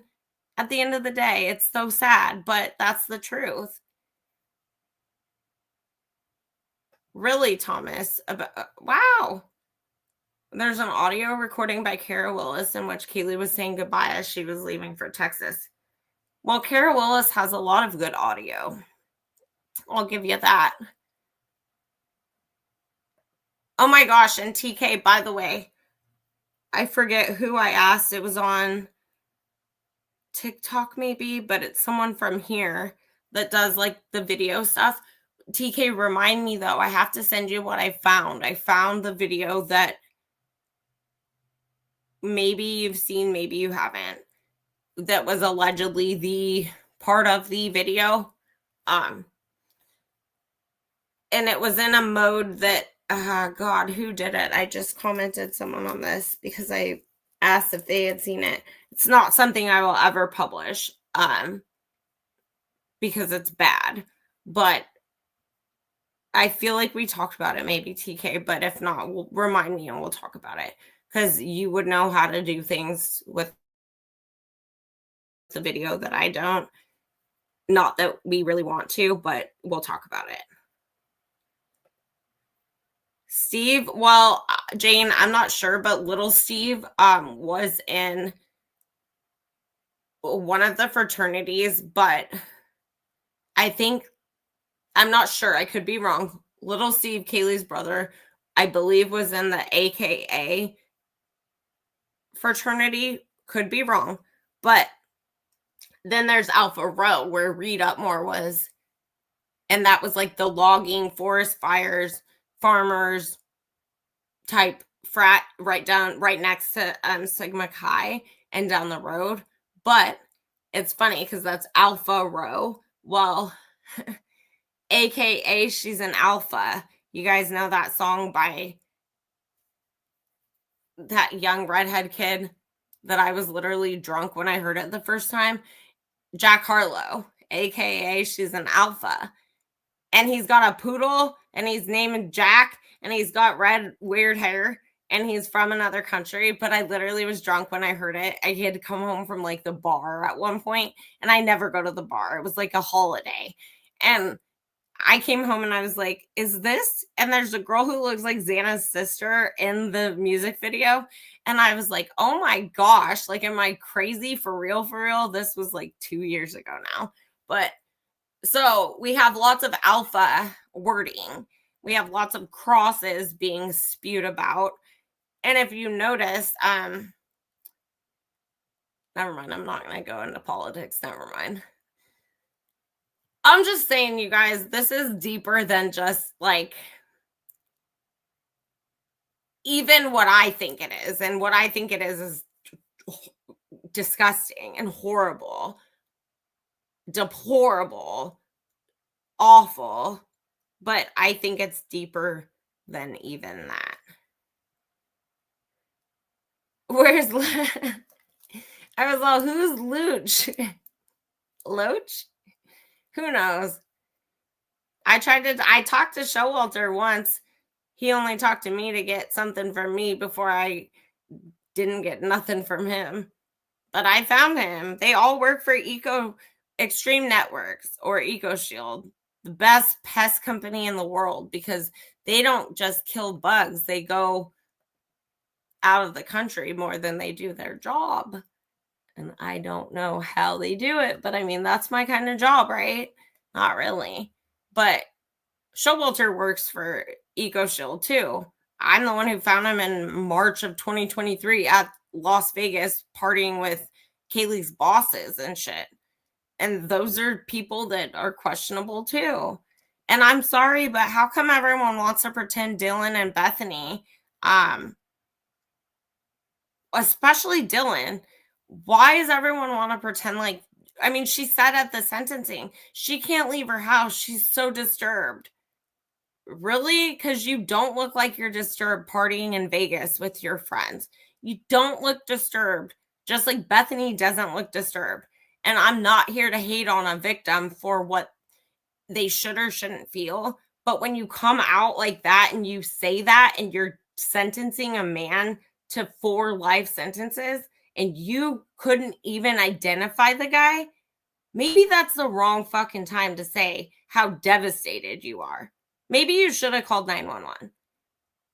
That's all I can say, because I surely couldn't sleep, nor could I go out and party. I don't even go party, and I could if I wanted to every night because I have nothing except my dog who would go with me if I wanted her to. There's something that innately states these people are not telling the truth and they are not as affected. Dylan put on some performance, I guess, if that's what you want to call it. I think, and if she's threatened, then fine, she's threatened. But someone needs to tell the truth at some point. Whether you're fearful of your life, you're going to live with that the rest of your life. So if Dylan or Bethany is living with some type of fear, Well, what are you fearful for? Brian Kohberger's never going to touch you. He's never going to be let out, right? So why are you scared if he's the sole perpetrator of this crime? Oh, right, because he's not. He likely isn't any part of the crime. No wonder they're scared. So why, this is another question. Why are the parents of the victims just okay with that? They're okay? I mean, at the end of the day, there's no way to make sense of any of this because it doesn't make sense. They're terrified. Dylan's terrified. She said she can't go anywhere. Her and Bethany, you're not that terrified though, because you are going places. So which one is it? Just like which one is it? Did you know or did you not know where Ethan and Xana were that night? Did you not or did you see them prior to, what happened? When did you guys go to bed? And if you were sleeping, how the hell do you know what was going on in your house if you were sleeping? When did Dylan go downstairs for real? Who has the room on the bottom floor? Who was the person that the news said went to the hospital that was scrubbed off the internet? Who was that? Who was that roommate that 4 were dead, 1 went to the hospital? Who went to the hospital? We're still waiting on that answer. And these families act like we're just supposed to forget and not question. Yet when they wanted to find out who did this, everyone's like, we need the public's help. Do you want the public's help or do you not? And if you do, why are you not ever going to trust the public in saying what you've been told is a bunch of bullshit? Right. And January says, yeah. I mean, my first question, number one, first of all, Hunter Chapin should have ran into that home. I don't care if it was burning ablaze on fire. Hunter Chapin, none of them acted right. You tell me someone I love, my triplet, my parent, my dog, my anybody that I love is dead. Okay, you're just going to chill. No big, no emotion. You're just going to stand there. You don't run to the house. You don't run to the cop. You don't ask questions. You're just going to take it as, okay, he's dead. That's weird. What's also weird is that his vehicle is parked there since 4:28 a.m. and we don't understand or get a story behind why the hell his vehicle is parked there. Where'd you go, Hunter Chapin? Where'd you go? You just parked there and then you walked over to Sigma Chi. You didn't go in the house. Really? All of a sudden, and you missed all the commotion of what was occurring just right prior to you parking that SUV there. That's a little freaking weird to me. Makes no sense. No sense. But you guys want to know something interesting? I don't have it, but I'll try and find it because I literally was half asleep in the middle of the night and I wake up and I look for something else to put on my TV to make me go back to sleep. I saw last night that there was the first ever in 2025 DNA, like IgG, something happened where they're able now to tell the difference between twins. So triplets, twins, whatever, We might as well just call everybody who is a triplet or above a twin because that's what the Chapins do. But there was some big breakthrough in IgG world and they can tell the difference. So I think that's great because I would like to know the other male DNA. I want to know if it's Hunter Chapin. Why was his vehicle there? I'm sorry, but my opinion, y'all know what I already think. And I want to know. Now that we know that you can separate the two because it's not identical and I don't have the facts for you guys, but I will share it because I thought it was very interesting, although I was half asleep, but I was telling myself, remember to do this, remember to do this. But seriously, it's a great advance in technology in the IGG world because now we can see if Hunter Chapin or Macy were involved. And how come we're not seeing that any girl DNA was even tested? Like, show me your hands isn't going to work for me. Sorry. Sorry. And the bullshit with vampires. Okay. These girls took pictures with machetes in their hands. Like it was fun and games. They also had vampire teeth. Just saying. And I don't know what else to say. Oh, my point I was trying to get earlier, though. I told you guys, I think who Brian's related to. I think he's related to the Upmores. I think he's related to Dan Esty, co-owner of the house. I potentially think he's related to Hitler. And I will tell you guys, no shame in my game. Ann Taylor and Becca Barlow received this information from me. I don't know that I didn't get no okay or anything. I know I wasn't going to get one. They got my information though. So when I saw Read Up More, I did toot my own horn because I said, that's great. Thank God, at least, hopefully. We're not going to know though if his fucking DNA match because they're rich and they're not going to get caught. Read Up More's literal, the Joe Vandal. That dude is named after Joseph Upmore. They all have money. Jack Decor's grandpa built the Kibbe Dome. You guys understand? So while people want to say, no, frat boys, what frat boys didn't do this? Yeah, I know those frat boys. They look like not frat boys even. They look like nerds, okay? They look like nerds. Frat boys in California don't look like Jack Decor and John Jack Rogers Showalter or David Loach or David Barry Ochoa or any of them. Ethan was probably God of all gods. I'll give Ethan that. Even though I literally think of Ethan as just like a child in a teddy bear. He was the best looking, hands down, biggest, tallest, best athlete. They all hated him. He had to go. Firstborn. You guys get the drift, right? So his brother didn't look like him. His brother's weird.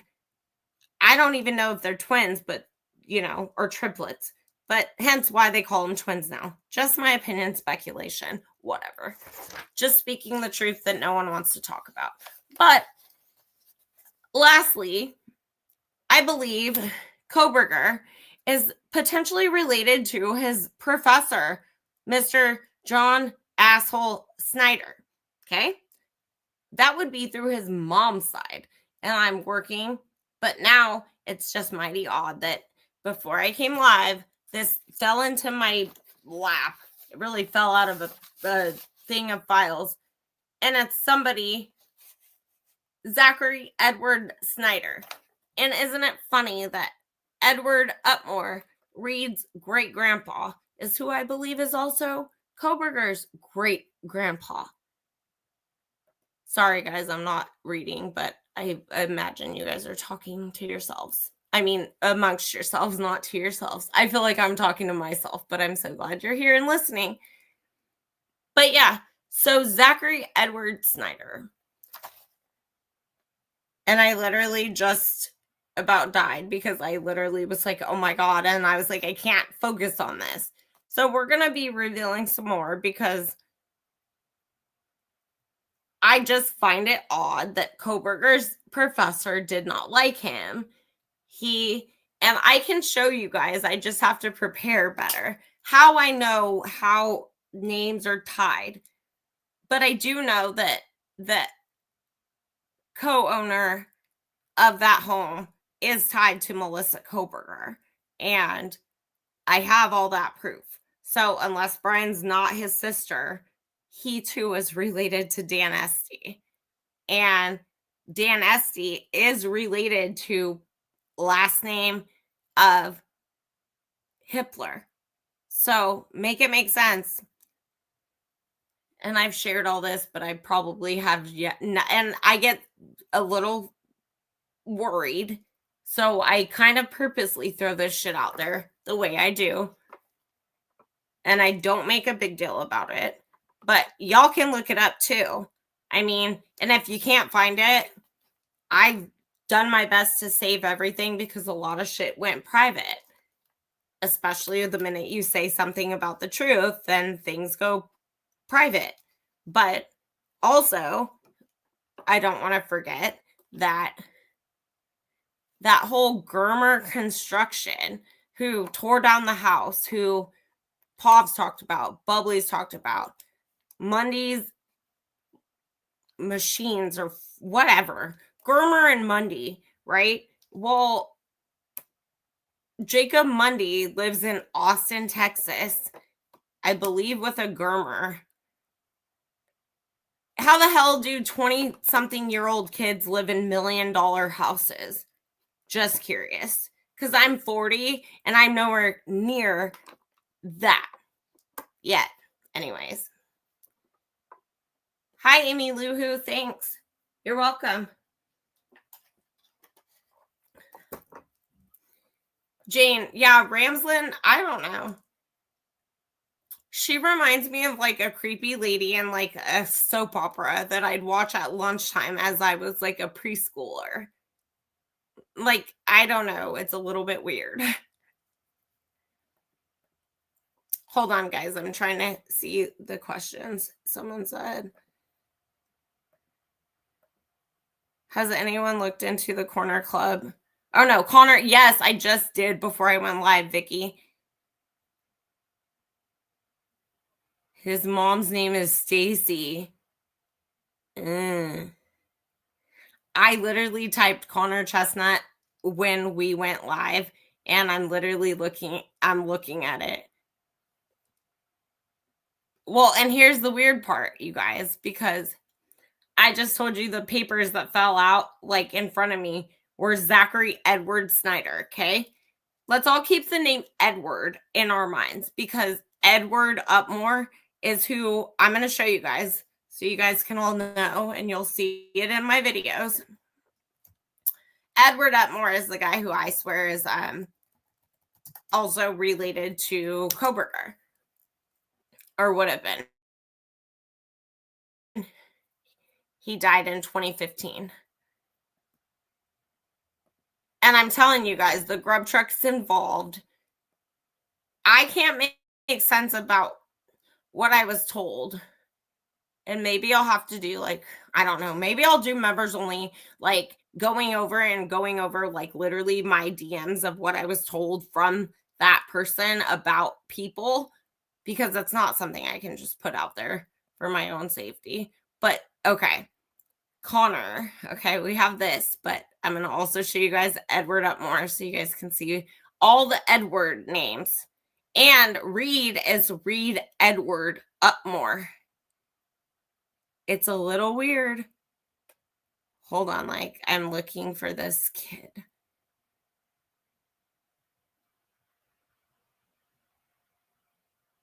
And it's so weird. Like I put Connor Chestnut and it comes up Connor Edwards. Like, how is that even possible? Hold on, guys. I'm looking at some.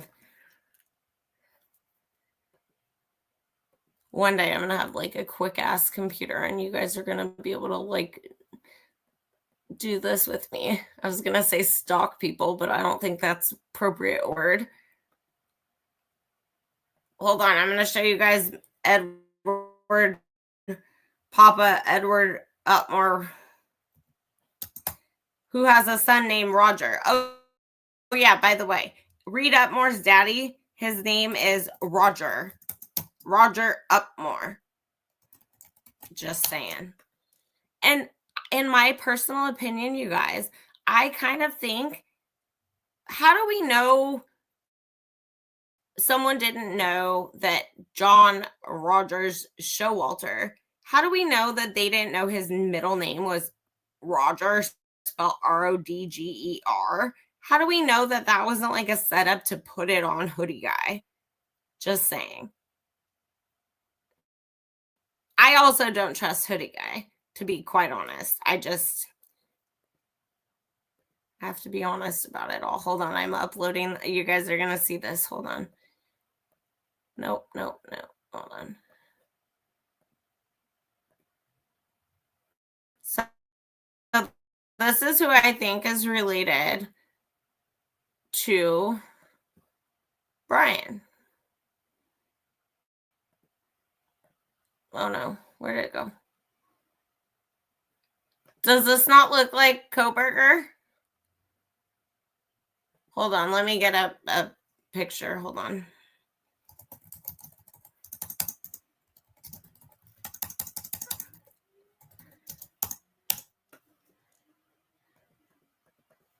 One second, you guys. I'm going to put a side by side. Or not a side by side, maybe, because I don't know that I'm fancy enough to do that shit. But oh yeah, this picture. Hold on. Oh, and by the way, the guy that they picked to play Brian in this Lifetime movie is ridiculous. Dude doesn't even. He looks like like they purposely, intentionally picked a weirdo creep. Sorry to the dude, but not really sorry. They picked a weirdo.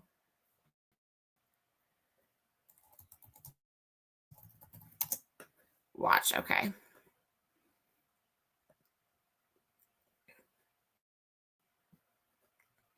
So let's remember this pop up more right here.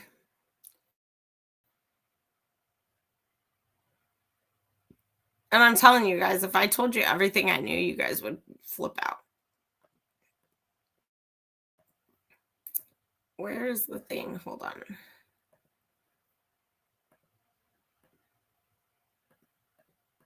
Okay, well, come on, Mr. Kohberger.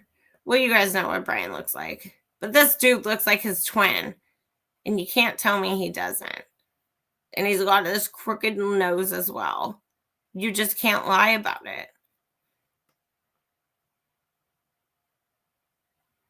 I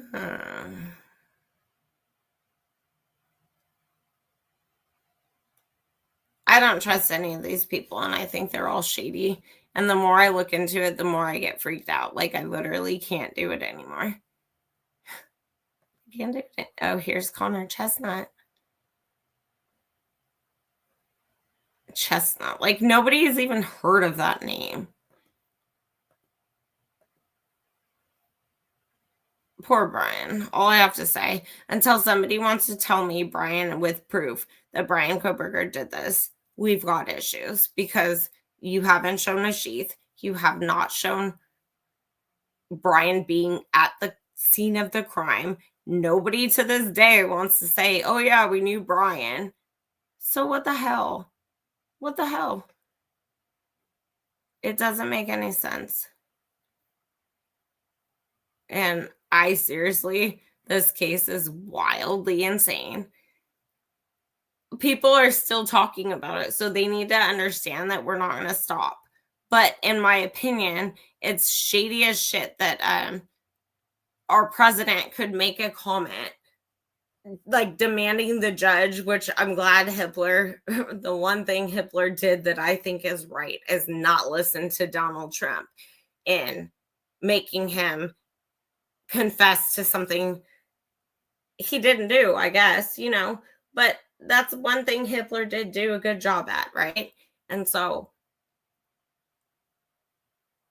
I definitely, and I'm telling you guys, something is going on with this case. And I'm telling you guys, and I don't have shame in my game about doing it. I did contact Ann Taylor. I sent her the picture of the guy who I know is related to Brian Kohberger, Melissa Kohberger, and Dan Esty, and the man who looks just like Judge Hitler, who is a military or retired military person and has the same last name and looks exactly like Hitler, but he has the same last name as the person that ties the Kohbergers to Esty. I've spent 2 years of my life doing this, and I sent that shit to Ann Taylor. I didn't expect a response. Bicka Barlow came on right shortly after the read up more shit. And it's unfortunate that we still can't see the documents of the closed hearing regarding IGG and all of that, because who the fuck are they protecting? Who are they protecting? Someone in Idaho. Someone with DNA at that crime scene. So, in my opinion, I'm either right or I'm wrong, but I'm not wrong because I believe it's either the Chapin DNA or Upmore DNA or something that ties along through the co-owner Dan Esty to, I mean, come on, why did they go to Colorado? Why'd Brian and his dad go to Colorado? Seriously. Oh, you just decided, oh, we're going to skip the snow, so we're going to go to Colorado. Okay. Does Colorado not have snow at Christmas time? Just curious. Yes, TK, we will. I've got some good ideas and I've got some good things I want to talk about. And members only will have to be for some because I can't worry about what I say, and I'll be the next girl. I'll be the next Black girl getting sued for defamation by a professor of University of Idaho. Your attorney's Alex Chestnut. That's great. Is he really? It's so old, BK. Poor BK probably didn't even know this was his fucking great grandpa or some shit. He's like, I just wanted to find my relatives, and he did. Oh boy, did he. That's my opinion, Red Metal. I think BK walked into his smart ass right into a world of awful, and they used him. No, it's not his grandpa, Christina. It's just, in my opinion, it could be a great grandpa. This is Reed Upmore's grandpa. He's Alpha Rho fraternity guy with the K-bar in his pocket Halloween weekend, who is AKA Charlie, not Farley, Charlie. I mean, you guys, I can't even fucking not laugh about this shit because it's like,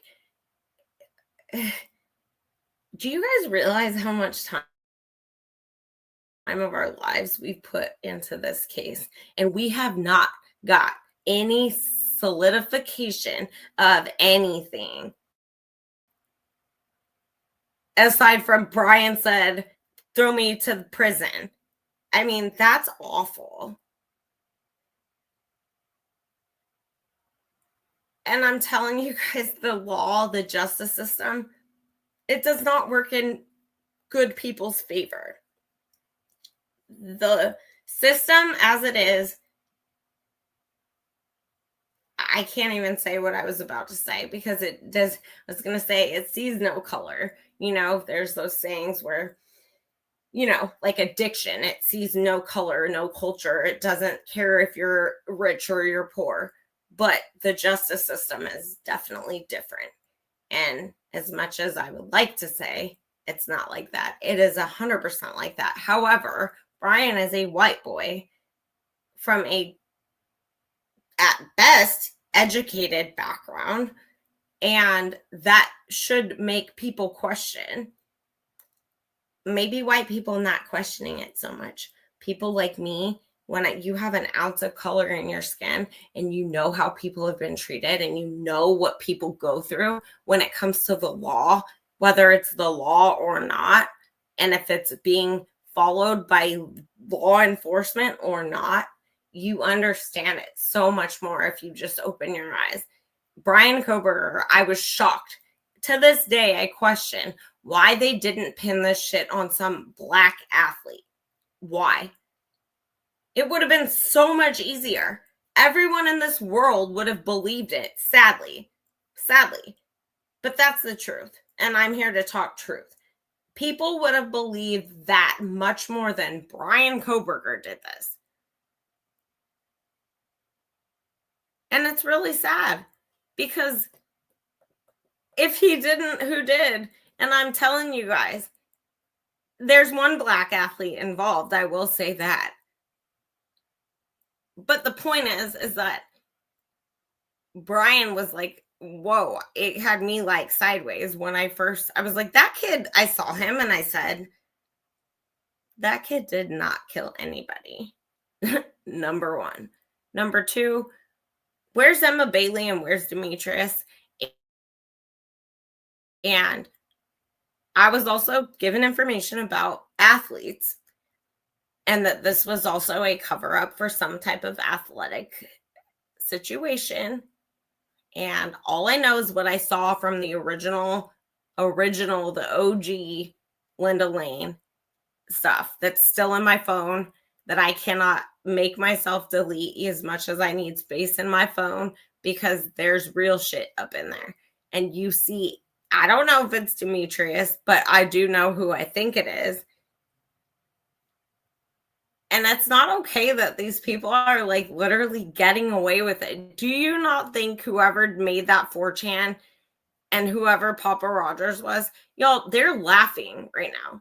They're laughing. They're getting off on the fact that we still don't know who the hell they are. How sad.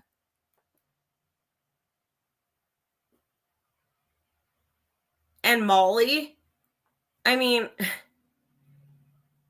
I feel, and here's the deal. Don't get me wrong. I feel very much for, remind me, TK. I will. Remind me. I have 2 to send to you. That I just found. That you can do your thing with. But if Papa Rogers was FBI,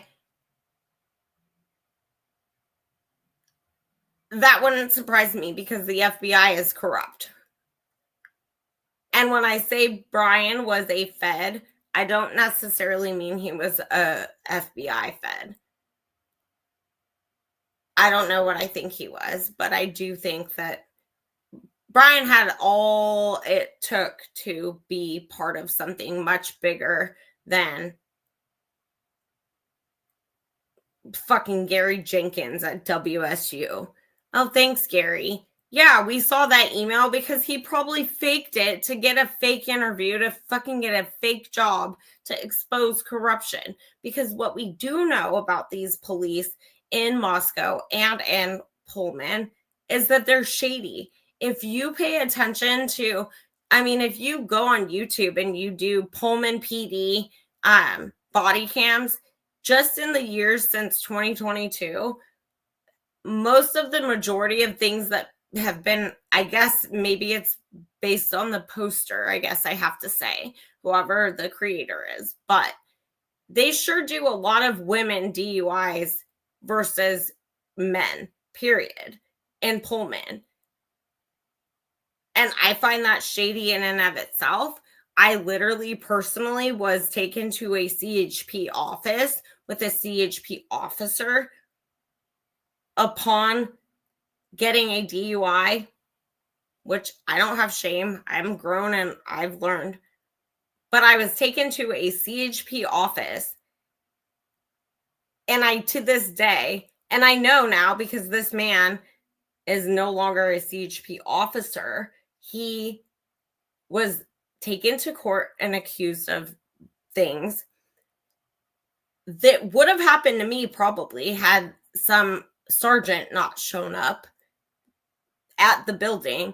I was not handcuffed. I was allowed to go to the bathroom. I contemplated, even though I wasn't in very much trouble. I mean, I'm not someone who gets in trouble, but I contemplated going out the window of the bathroom that I was in. Like, that's how I was so free. And then I hear footsteps, like boots. And I'm like, who's that? And it was all dark in the CHP office on a weekend on a Sunday. So this just goes to show what happens with these people. And maybe Brian kind of knew this. Maybe people, why were all these people there investigating? What were they investigating? It wasn't steroids at the freaking universities. In my opinion, it was trafficking. And that's a broad statement, trafficking. To me, that means were these young college girls having relations with people in power, with money? Were they I'm trying to be very respectful, so sorry, you guys.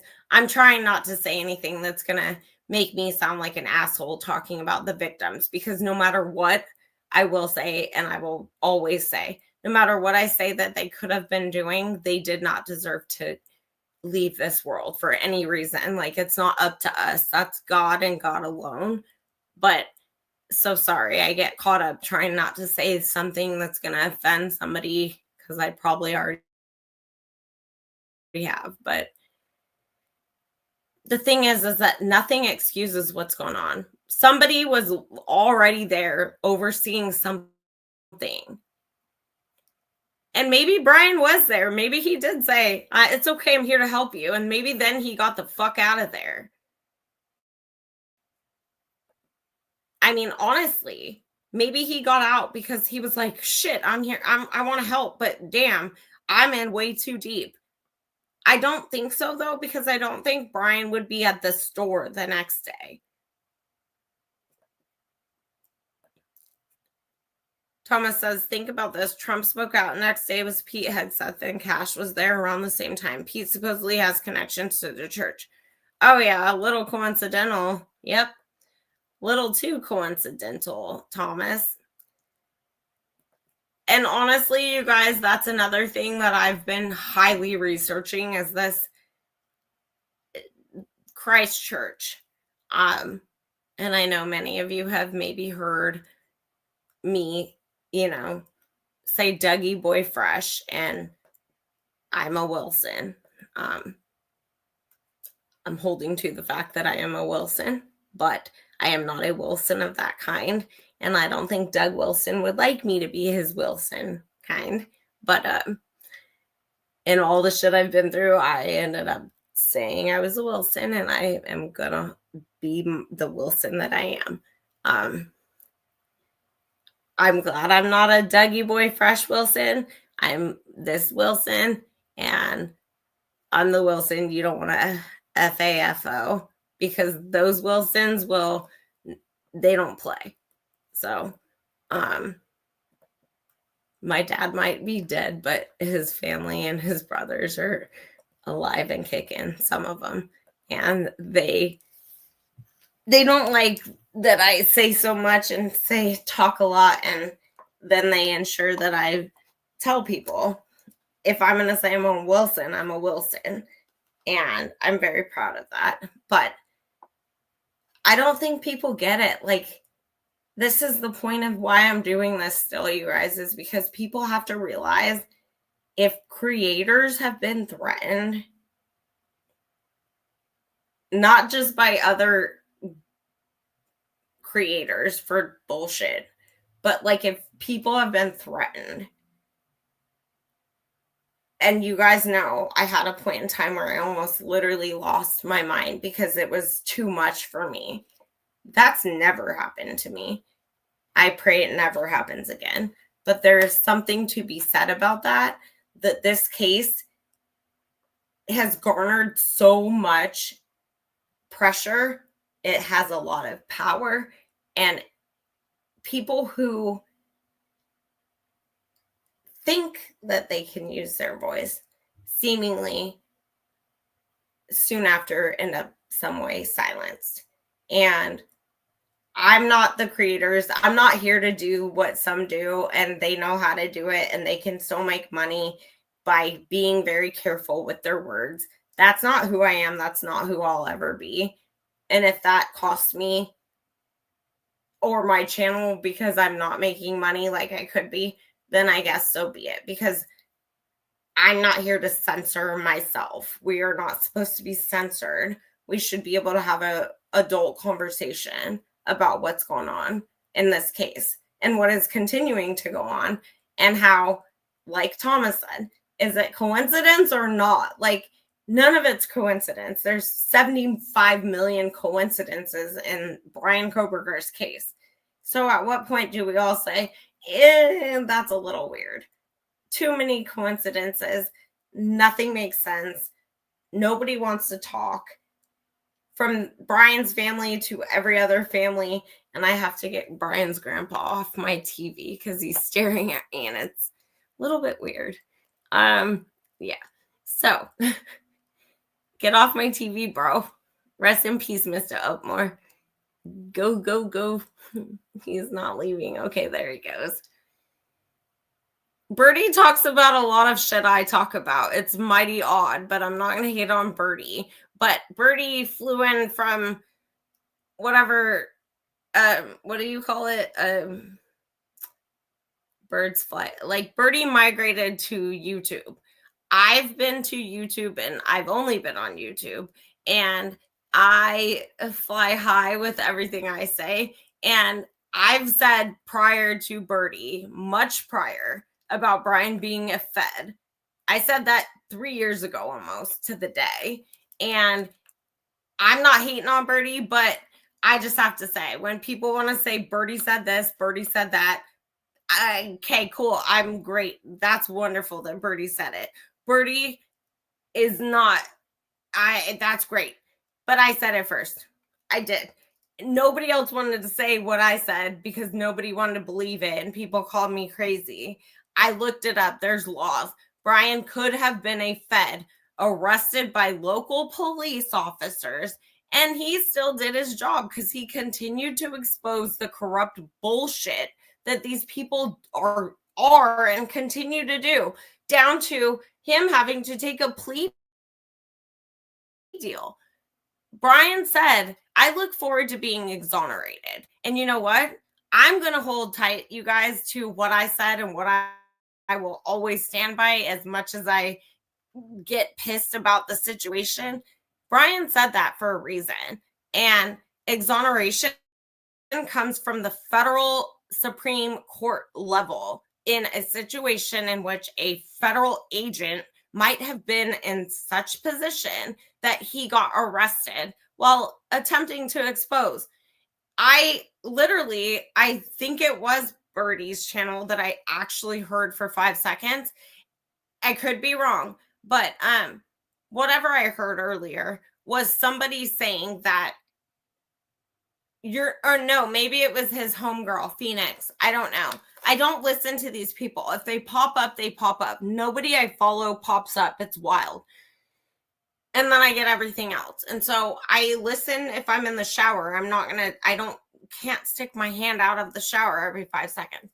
Whoever I heard today, though, someone was stating that it couldn't be because Brian would some shit about it's gone too long and Brian wouldn't be able to go this long with this or that. And why would they do it? In my opinion, Brian has fulfilled his literal federal duty to whatever job he had, if he had one. It explains his parents' silence. It explains the fact that his sister didn't write a book. It explains the fact that other people are being taken down and have been since his alleged arrest. He still has to be exonerated by a federal Supreme Court. So Ann Taylor might have said, look, bro, it's not looking good because it wasn't. So why are we going to waste time with trial? Because you're going to tell me that Idaho isn't going to be Idaho during his trial? I mean, bring him to California and you got a good trial, right? Because you don't have shit on Brian Kohberger. Idaho? Who knows?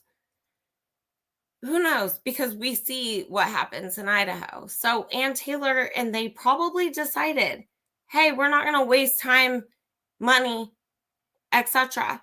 We're going to just say, okay, we take the plea. Not, okay, I did this and I did this and I did that. Nope. I take a plea deal. Because then my head's not on the chopping block because tomorrow Idaho would change the law and say, all of a sudden, we're going to off everybody that is on death row, starting with the last one first. That's what Idaho would do. I mean, come on. let's be real, you guys. That's what they did. Oh, all of a sudden, Brian's convicted. Brian's charged. And then firing.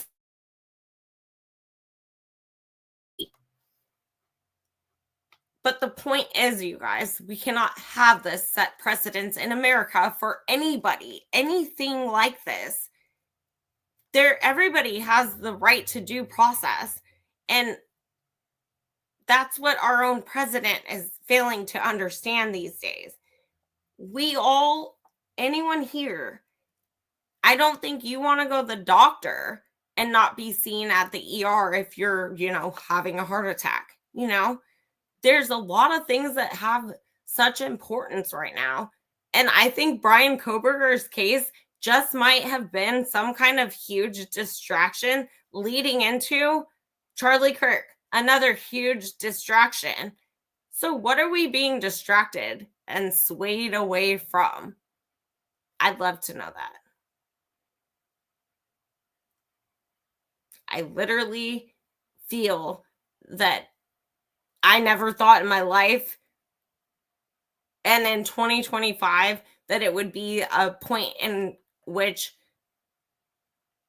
someone my age has to say, we have to do something, and we have to do it now, and we have to all. My only thing is with all of you guys, I don't care what your politics look like, right, left, red, blue.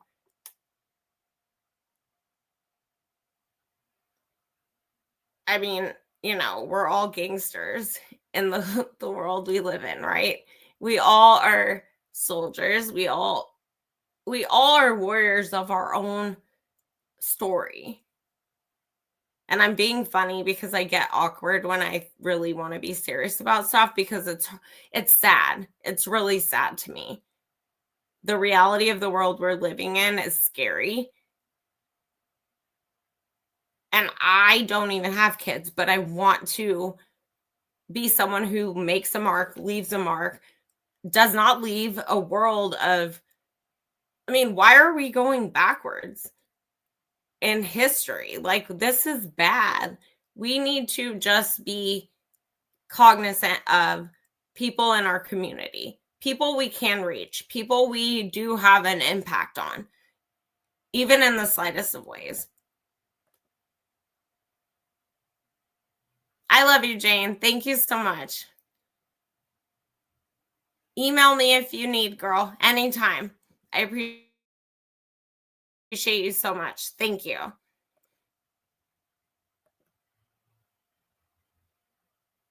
Let's see. Thomas says, all points to no fact that there's no sheath. Law enforcement came up with a false narrative and timeline at the very last minute. Yep. Starting Brian as the fall guy. But you guys, I do wonder, was this the plan? Because things that I've been told seemingly make me question. But here's the deal, you guys. I have to question, if it was the plan, what about... Never mind, that's too deep. I guess my question, and this is something I have to really look into because it is something that concerns me. Obviously, no matter what, and I'm not just talking about Brian specifically, but if people, and this is because I've been looking into satanic ritual abuse, and I've heard stories of many survivors. My interest is in, how does the law work if you are coerced or brainwashed or whatever you want to call it into that type of lifestyle, especially from a child. And I'm not saying this about Brian because I don't know. I have no clue what his familial history truly is. It concerns me, but I think he's Homeland Security. I think he's, I just think he's above and beyond, and we weren't supposed to know that. And then it just makes sense to me. I think what we've witnessed is a literal. I mean, did you guys see Josh Hurwitz's face at the sentencing hearing? I mean, you're looking at Bill Thompson, who's crying just about, and then you're looking at Josh Hurwitz, who's not sure what to do with his face. I mean, I really wish Kash Patel was there because his eyeballs and his face just do nothing for anybody except make everyone question what the hell's actually going on. And I wish he was there. But we don't get that kind of privilege, right? Brian Kohberger, how come he's MIA on IDOC for 3 days straight? Why? What is going on? Why did he show up with a tan at the court? Then the question lies within, what about the family? So if he is that guy, my opinion is that those families still are mad at somebody. Even if they know and they're sworn, like sign an NDA, whatever, can't tell the truth. So we're going to blame Kohberger till we get the real bad guys. It's just so awful. Like, it's awful acting. Just tell him not to talk if that's the case.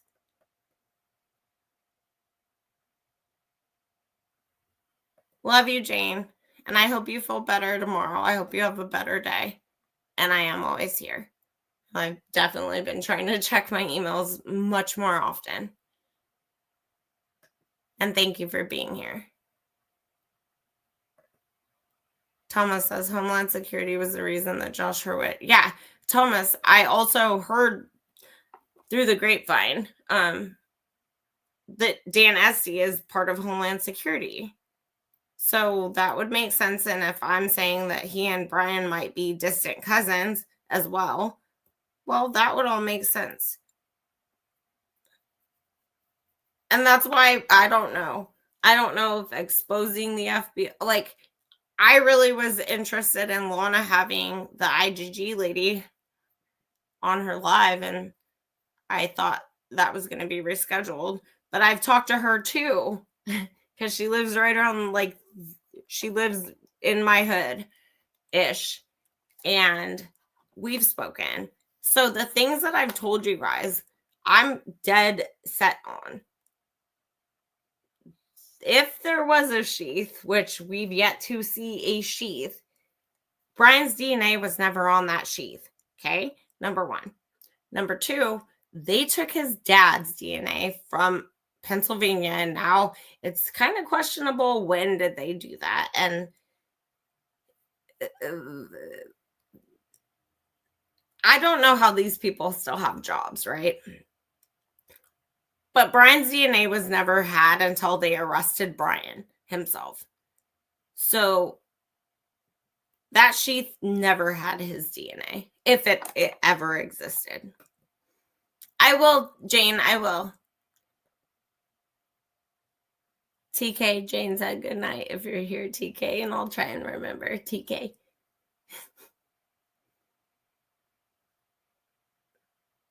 I guess she got sick, Christina. I'm not sure. I came in late, like I thought I'd just watch it, but I've spoken to her, but not recently. I was asking her about some other personal stuff, actually, for genetic genealogy. And I literally had met Gabriela Vargas prior to this whole case. I just didn't know it when I met her. But yeah, she had like a antique like place, and you guys saw her background. Like, she's very artistic and stuff. I had met her prior to all this, and then I knew her. And then when I heard she was from here, I was like, oh my God. And so we've spoken a couple times, and so she's amazing. But yeah, I wondered why she hadn't been back on. And I, again, always go back to how the FBI came to intimidate her. That's a bunch of bullshit in and of itself. Why'd they show up like Men in Black? Like, you can't talk, you can't do your job, what are you doing? And Bill Thompson, wanted to say that it was about her recanting some shit. Yeah, right.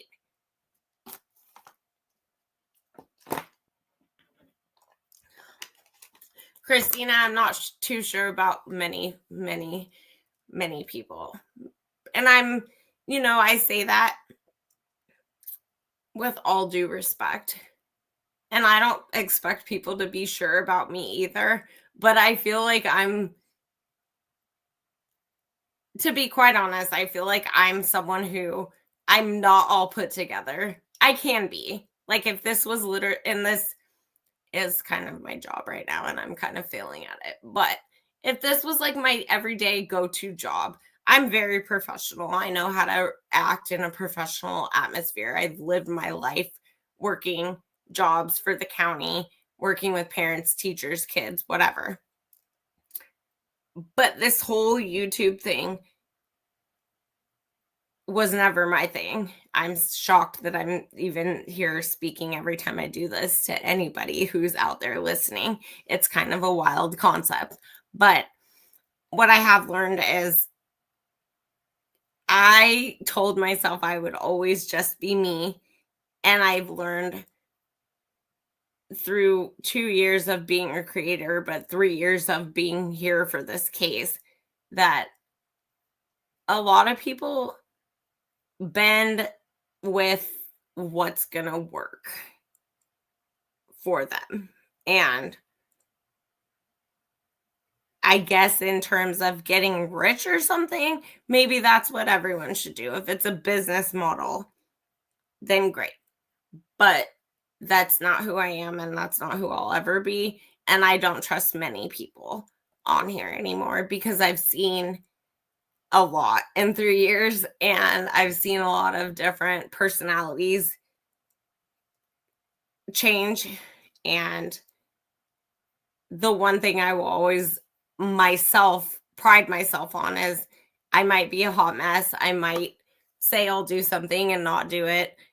It's never intentional, but I am who I am and I am who I say I am, and I'll never change that. And I think that I get it. Like people do this to make money and make bank, really. But when it comes to true crime, in my personal opinion, it's a little bit that's kind of just, you can make money doing a lot of other things, but true crime, I guess if you are a survivor or victim of a real true crime, you see things in a different light. I guess that's what I'm trying to say. Precious hot mess. I love it. Thanks. I will never not own my reality, but my heart is in, I come with good intentions. And I think that this whole world, like, I don't know about you guys, but every day lately feels like, I don't know, I feel like maybe it's just me, but I feel like we're all kind of in this like learning phase of things since COVID, maybe. I don't know. I just feel like we're all here. I don't think we should ever stop growing and learning. And I think that I will say this, that I was going to share this at the beginning and then I forgot until right now, but I was going to share a clip of Charlie Kirk and his wife talking together at an event. And Charlie Kirk was saying, if you aren't married by 30, you have 50% chance of ever getting married.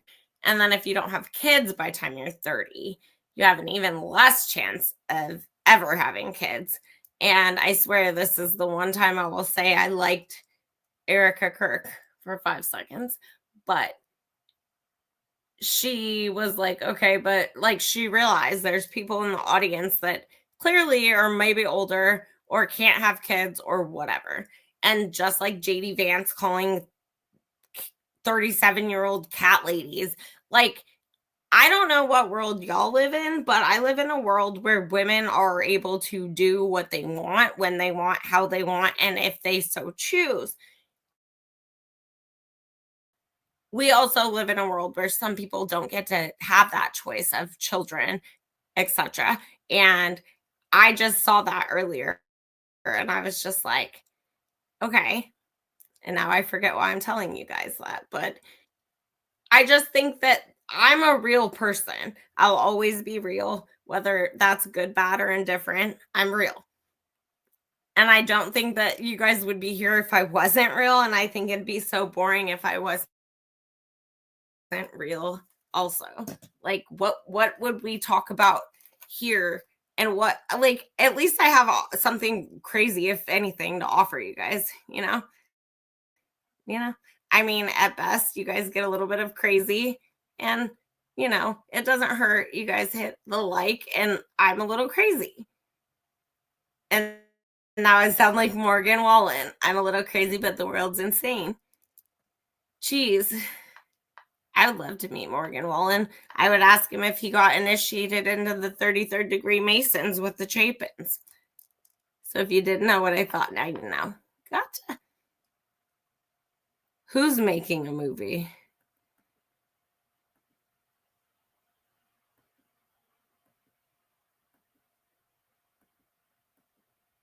Are you guys all gonna? Oh. Wait. The movie.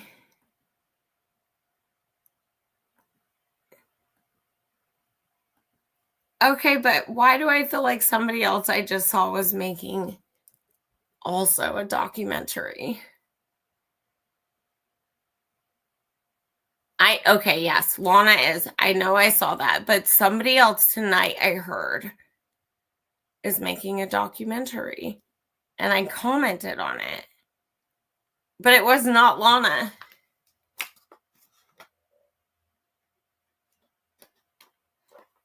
Who else is making? Hold on, now I have to look at my phone, you guys.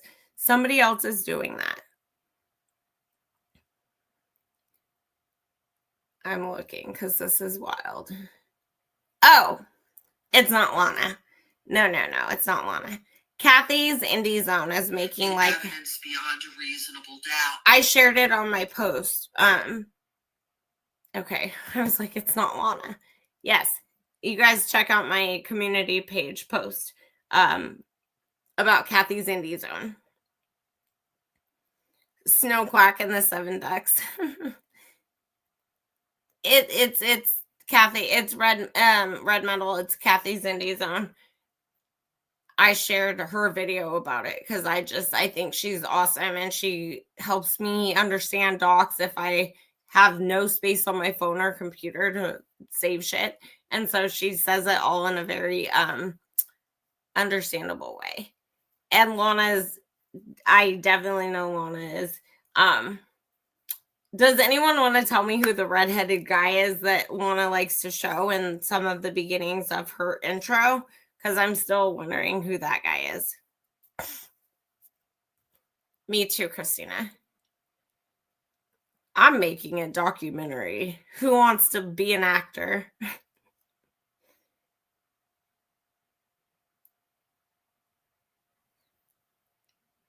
Yes, Red Metal. I put it on my I reposted it just a couple hours ago on my community page. So you can see her video talking about it, because I like how she breaks down court docs, and I like to support her, and she's shown up here a couple times, and I really like her, and I think we all can just support one another.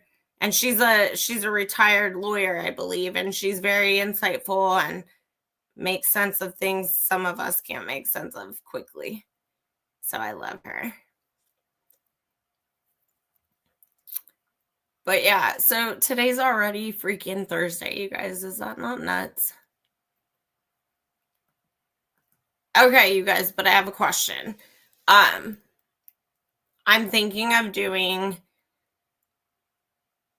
like, I can't do true crime all the time. Like, I pay attention because this is what I pay attention. I watch this stuff. Like, this is my interest when I watch anything. It's crime. However, it's interesting, but I've learned, and especially the last couple just weeks, even some of the biggest true crime creators are sucked into the depths of drama and hate. And I'll cover any story, don't get me wrong, and I will still be here sharing the person that I've helped get finally help from the Innocence Project. I will never go astray. But I happened to watch some video earlier, and it was like an Australian or a UK like radio station, and they had a lady caller, and they ended up, long story short, they called, it was like planned. They called her husband's mistress. Just hang with me real quick. This is not how far I want to go with my channel, but they called the mistress, and the lady confronted her. And I was like, oh my God, this is like wild. But as a writer, I've always wanted to do, and I would have probably been doing it by now if my boss hadn't died at the newspaper. And I'm not laughing because it's sad, but he loved me, and he would have let me, he was going to give me my own whole thing, because everyone hated me because he liked me and I was apparently stepping on toes, which I didn't intend to step on. But anyways, so this call between these two women on this channel that I could hardly understand their accents, I was like, you know what? Like, that's kind of what I want. I want to talk about life. And so I don't know if you guys are here for it. I might like start doing like Friday or Saturday night, like something on the weekend or midweek, like a Wednesday, and like do it to where people can just call in and like talk about whatever the heck they want to talk about. I mean, I do have a degree in psychology, and I just can't do what everyone else is doing all the time. It's not like in me. And so I'm not giving up. I just have to move forward, I guess. Only 2 countries still use the green. Oh, I like that, Thomas.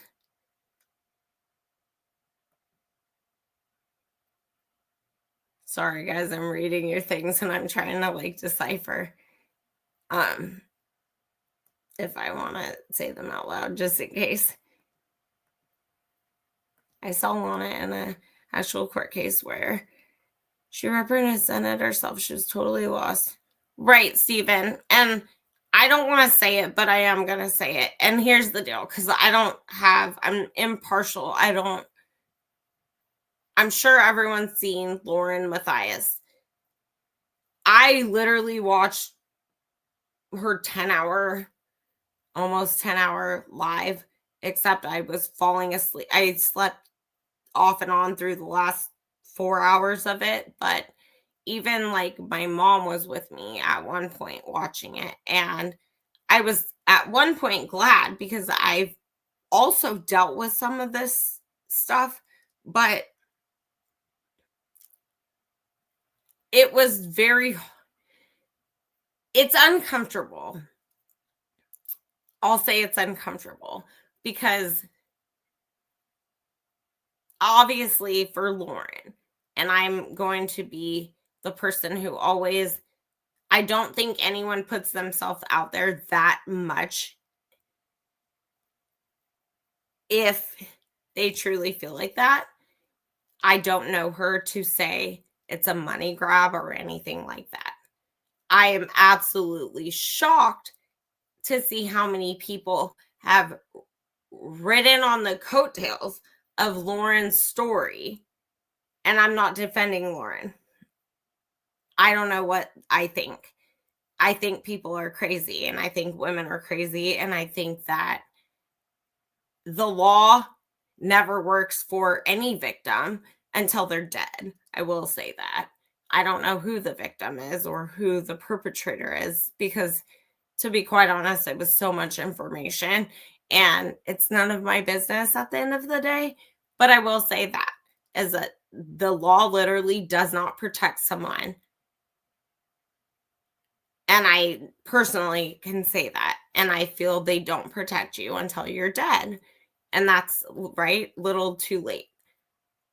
Lana, I was so confused when I saw Lana going and doing the first live after Lauren.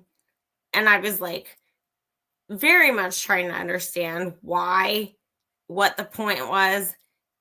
And then I see several other people doing this. And I'm like, very confused. I personally think it's crazy. And I don't know because I don't have that many followers at all. But I'm not sure where the line gets drawn of we're going to keep shit personal because we want it personal, as it seems Lauren wanted her case not to be public. And that's all I have to say. Like, it's their business, but I was a little shocked to see Lana going and then on and on and on and on some more about this. Because we all have a story. We all have whatever our story is. And if that's how Lauren wanted to get her story out, so fucking be it. Like, it's her channel. Let her say what she wants to say. I did find the girl easily without even knowing. I Googled and I found it. Like, I am an investigator. I joked with my friends and my mom about it. I was like, look how fast I found this chick. And so to me, it's like, who cares? If you, at some point, you have to let that shit go. I've let the shit go that's gone on with me and YouTube. I've let it go because it does not do anything good for me. Harboring awful feelings against someone, unless shit pops off again, I'm fine. I don't have to worry. I don't care. I don't even think of people that don't benefit me, not benefit me. I don't even think of people who have bad, ill intent towards me, I should say. I don't need to be connected to negative. So when I say benefit me, positive, the light in the world, the goodness of the world, because the rest just drags you down, and that kind of stress will make anyone sick. It'll make you crazy. It'll make you stressed. It'll make you paranoid. And for what? Like, at the end of the day, if we all know, and it's not to say that I am happy to accept that the law doesn't work sometimes in favor of people it should. In my opinion, the word stalker is a serious accusation. Harassment is a total different word with a total different definition. And at the end of the day, nobody deserves to feel unsafe. The law should handle that. But if you feel unsafe, I also disagree with Lauren's handling. If she felt she had to do that, though, then amen. Good for her. Who are we to speak on how people handle their own feelings and emotions? It's not my job. It's not your job. I feel like the people I can't like tell you guys, like, my whole YouTube, like, I don't get shown people I want to watch these days. I get shown a bunch of random shit every day. And I get in the shower and I try and listen to whoever I can hear good enough for, a decent amount of time. So my hand's not out of the shower trying to grab my phone, drop my phone, break my phone, yada, yada. And so I legitimately have just been shocked at the amount of attention that Lauren her story has gotten. And I feel for her because I do believe in the moment that she did her long live, in my heart of hearts, I don't believe she felt that it was going to garner so much attention and negative attention. And we all make mistakes, right? I don't care if she's the most proper journalist, most loved. I don't care if she was the most famous person that ever was to be a journalist. People are still human and they have their breaking points and they have feelings and emotions. I don't want to believe she did this because I don't think she needs money. I think that she's young. She's younger than me. I argued this with a few people recently. I do want to do a public service announcement, and I'm not trying to be mean. But if you are young and you are already beautiful, don't mess with your face. Do not do it. I tell young girls this all the time. Don't do it because there's no point. Y'all look good anyways. Don't do it. And I'm not making fun of Lauren. I'm just saying. I've seen a lot of people say really bad stuff. She doesn't look bad at all. I just think she was fine prior. So don't mess with your face. And I mean, that's just crazy. You're beautiful the way you are. All of you. So just don't do it. I just think that what's happened with Lauren's case or her point she was making has proven yet again to me personally the mean girl rage that is not just on social media, and we are all grown-ass women, right? So what do you think high school's like? Because it triggered me back to high school when I was bullied for nothing. I did nothing to anybody and I was bullied. It triggered me. So I feel for Lauren. If she felt the need to speak her truth, so let her. And at the same time, again, I was very shocked and I was very confused at why Lana had a response. And now I see there's ongoing responses and getting the documents of her court. What point are we trying to prove is just, I don't know. And I don't want to create beef with someone that I don't need problems with. I tend to see things from the underdog side of things. And if Lauren is a mean girl, then I guess she got what mean girls get. At the end of the day, people tend to always eventually get what's coming back at them. But I kind of don't think that Lauren thought that sharing her story, even though she knows, I don't know that she thought that it was going to get such backlash. And even Turtle Boy is fucking talking about this shit. And I mean, I agree, Tammy. When I woke up at 4 a.m. and it was still going, I was a little shocked. But here's the deal, you guys. Let's be real. When you put yourself on the internet, just like me.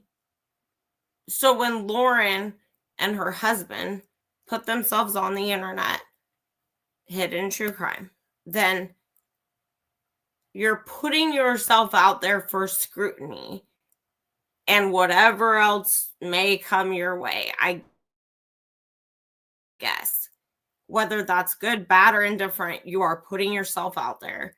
And there's a multitude of things that can go really good or go really wrong.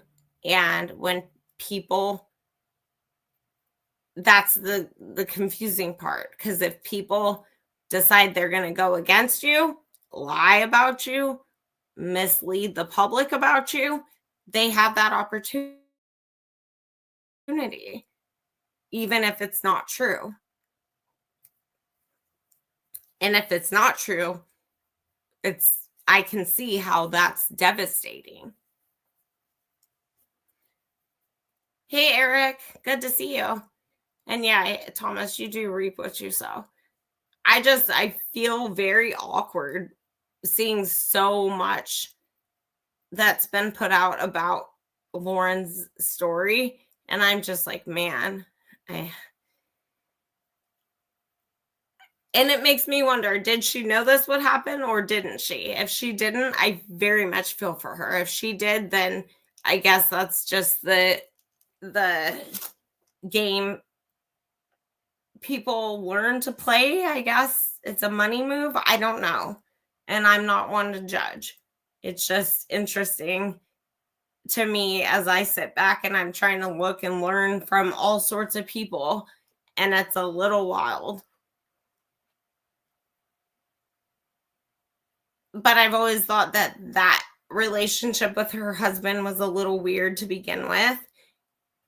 I've always been very confused by just that in of itself. And I don't like hearing things like people think they're better than people.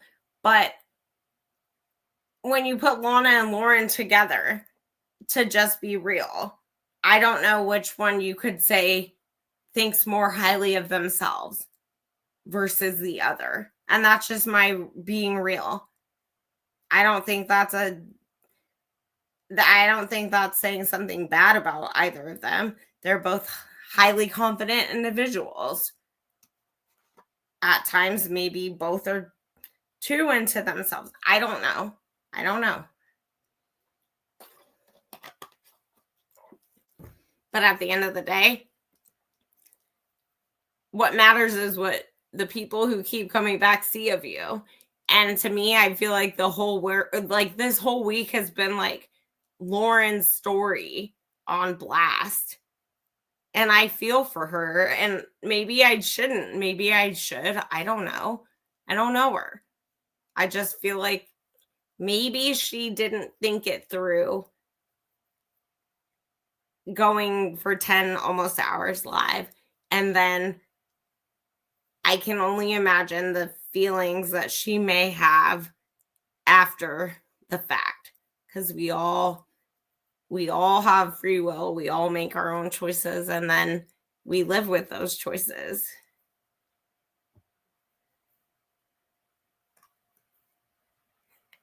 So I feel for everybody. And that's why I can't. I'm so glad that I'm not here talking about my own drama anymore, you guys. And I really do feel like we've got to stick together. And that's why I was saying, like, if you guys want to do like a call-in show once a week, a book club, something, I got to get out of this. Like, it's got to be better than that. Like, I can't just sit in devastation of Brian Kohberger. I mean, we can talk about it. We can be about it. We can still go over that. But I also, like I said, don't want to repeat what everybody else is talking about. I'm not reading documents that everyone's already read. If there's something to talk about, we will talk about it. I just feel like, and I'm not saying I won't still be on my end still investigating. I just think that we have to have a little bit of light in the dark, and it's become a little too dark for me lately. And it's to the point where I don't want to give up, but I don't want to talk about what everybody's talking about every day, all day. And there's other people that matter in this world too. And there's other cases to be followed. And so if you guys have suggestions, I really would email me. Leave it in my comments. I want to do what you guys want to hear so we can, have an effective anything, whether it's a live or I'm putting out videos. But I don't want you guys to think I'm giving up on Kohberger. I'm not. There's got to be some kind of something else that's like sparking me, and I'm trying to get back into writing. I'm trying to do a lot of things I used to do as well. And so I just kind of wanted to put that out there because I don't want people to think I just disappeared or something. I'm not disappearing. I'm just trying to figure it out,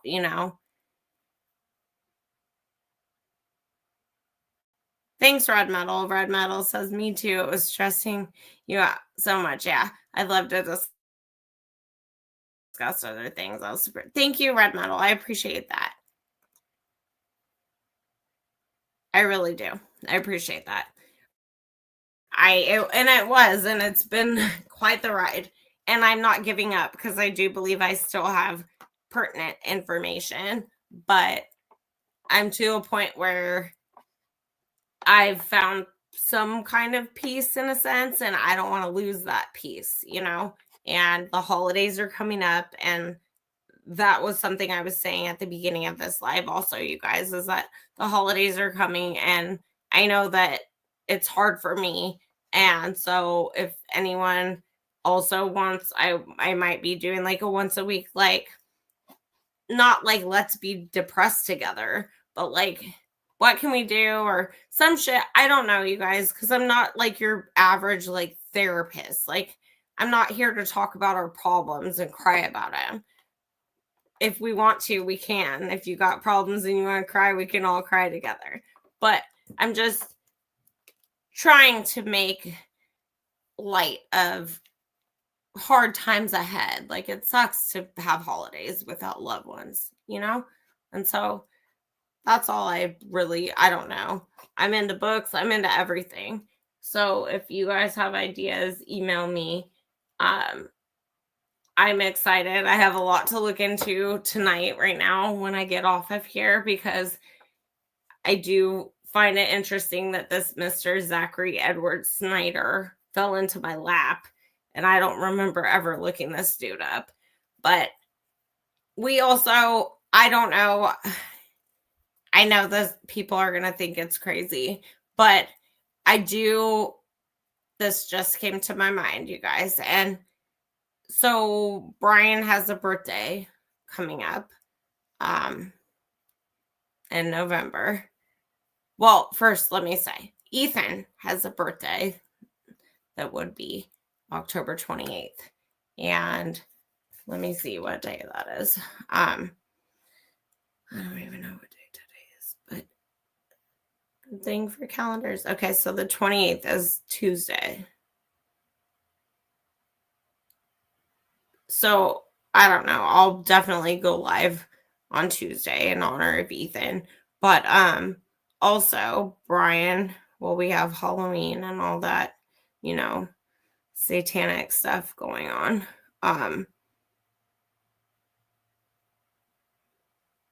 The 13th is a Thursday, so I'll go live then.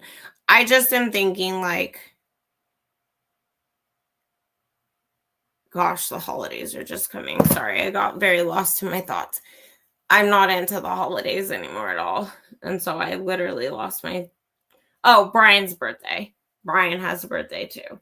And until someone proves to me that Brian Kohberger is a murderer, like proves it at all, shows me a sheath, can't even show a sheath, we've got issues. So we've got a lot coming up.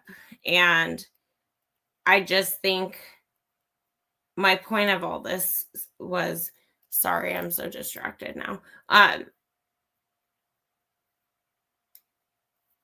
don't know if you guys, I think it would be kind. And here's my thought process. I don't know if Brian did anything, right? None of us do. But what if he didn't? And he spent his 30th birthday in jail already. What if he didn't? So I don't know how we can maybe do something. Like, I'm going to look into it because I don't know. Every place, every prison is different. If I can give you guys an address and exactly what to mail, how to mail, some prisons only let you send white envelopes if you guys wanted to. I just am trying to say something to do kindly, but I'm also in a sense thinking for the holidays of the Kohberger family because I think they've been totally disposed of in this whole process. And even if Brian was the only person, the one and only, if Brian was guilty, his parents did not do his crime.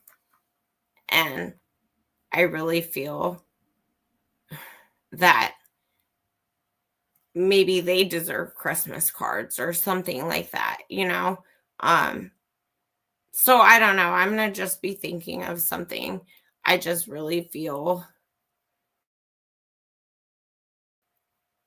Christina, they're not giving, really? It's because the Democrats did it. Just kidding. Don't get me started. It's because Donald Trump's ballroom that he's never going to get the hell out of. That's why nobody's getting their money. And I'm just going to march my happy little half white, half black ass to that White House, and I'm going to tell them what's up, okay? Thank you, Eric. I appreciate you guys. I love you guys all. And I'm trying to be funny in a time where I'm lacking words because it's sad. But I do believe, and I'll be posting something. I'm going to really think about this, and maybe we can all do something and send them, just each of us go to the dollar store, get a Christmas card, send it to the parents. You know, I already have dealt with a mother who has lost her son, and she lives here. Her son's in Oklahoma. He's been incarcerated wrongfully. He's a year older than me, and he's been there for 17 years. And thank God for the Innocence Project. But that's a mother who didn't have her child. And I literally, she's fought cancer. Things happen. We are not promised to be here tomorrow. And when your son is in jail or prison, and if he really didn't do shit, that's hard. And how does a mother not stress about her baby? I don't care how the fuck old he is. He's her baby. And so, that being said, that's why I want to, if we all figure something out to do this holiday season. I hate the holidays now. I do it for my dog, seriously. But if we can do something that will uplift, and hopefully before the holidays we hear something that's happening. Anne's going to do an appeal or something like that. But until then, either way, nothing happens overnight. Even when the Innocence Project picks you up, it's still a huge process. And I think that the Kohbergers, I respect them wanting their privacy, but it does not mean we cannot shower them in some way with love for the holidays to show that the world is not out here hating them. Even if he did do it, I don't think he did. And even if he's a Fed, well, we appreciate your son's service. I simply think that we have to start thinking of something to do. And that's what's going to be on my mind. And if you guys have ideas, I think by the end of this month, by Halloween, I want to have some kind of idea of how we can make the Kohbergers feel loved, even if it's just simple. Everybody who wants to sends them a Christmas card or a Thanksgiving card, and be mindful of what the card says, obviously, or write your own and just say, we respect you. We are here for you. We support you. And to me, that might be everything, and that might literally be something that they need. And I don't know them. So don't get me wrong. I'm not saying this because I know his family at all. I just know what I would want to happen for my parents. He's not getting paid, Tammy. He's not getting a lot of things either. But no, you guys, that's my thought,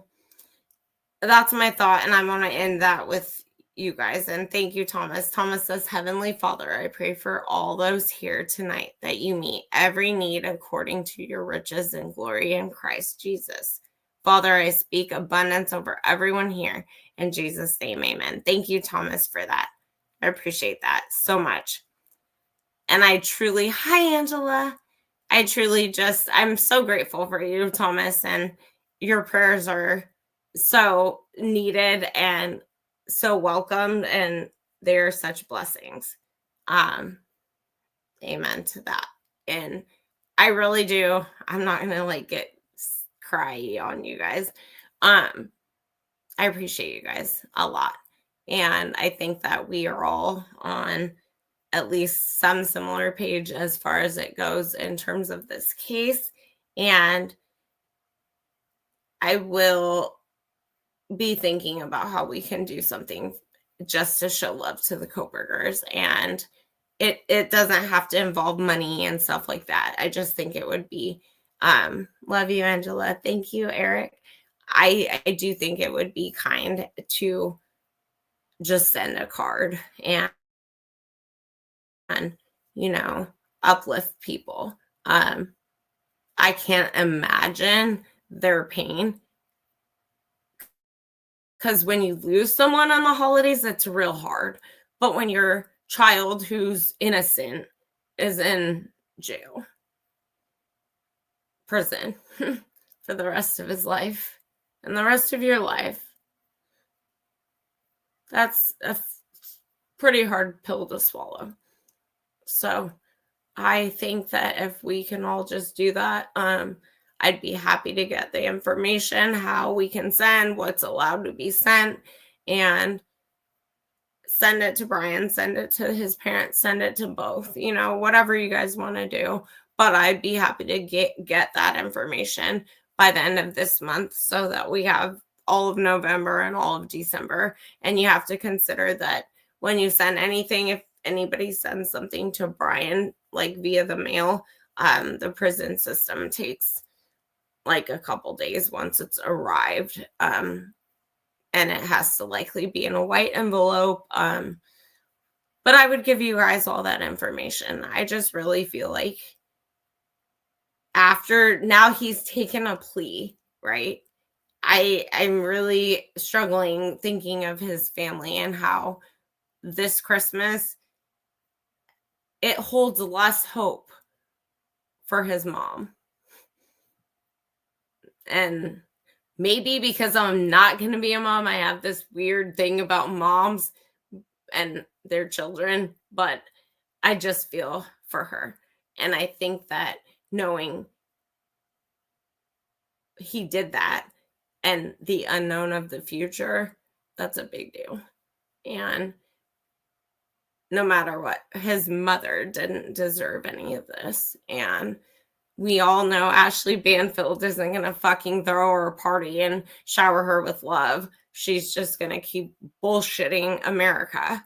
And so it's up to us, the good ones out here, to be the people that we claim to be in true crime.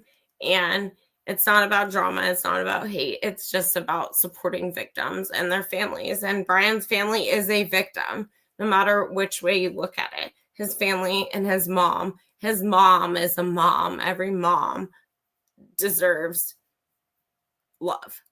And don't get me wrong, even though my feelings set aside for Mother's Day, I will also probably say let's all do something kind, even in the littlest of ways, for the mothers of the victims of the Idaho4. Because I do believe being a mom is a gift, and it's just up to us. We have a choice how we handle this, or we can just sit here and talk shit about everybody else. And, what's the point in that? So I love you guys. Christina, I'll look into it. Oh, it was 11:11. Hopefully God heard my prayer. I'll get the information in the next couple days, either to Brian, or I'll figure out the best route to maybe send his parents. I don't know that I want to put his family's address out there, I might have the guts to reach out, or I might figure it out some way to get love to his parents, because I do believe that they deserve that. And they don't need the world to feel like they don't need to feel the world's against them, because we're not. And I just think that'd be a gift to his mom and his dad, but mainly his mom. And we all have to know she's definitely hurting. And no matter what, it's not her fault. So, we can all pray that Brian's a fed of some kind, and that's still my prayer, and that's what I'm hanging on to. But at the end of the day, even if that's the case and he got locked up and caught up for doing his job, his mama still needs love, and his mom needs to feel as though she gets to hug her child, because she can't. And, God, my hope was that they would get their child back. And here we are. Another birthday for Brian, another holiday, another Christmas, they're hurting and nobody pays attention to that. And they just literally rail them as people because they're his parents. And that's not okay. And I'm not okay with that. And at the end of the day, we all have a choice. We can do what's right, and we could do nothing.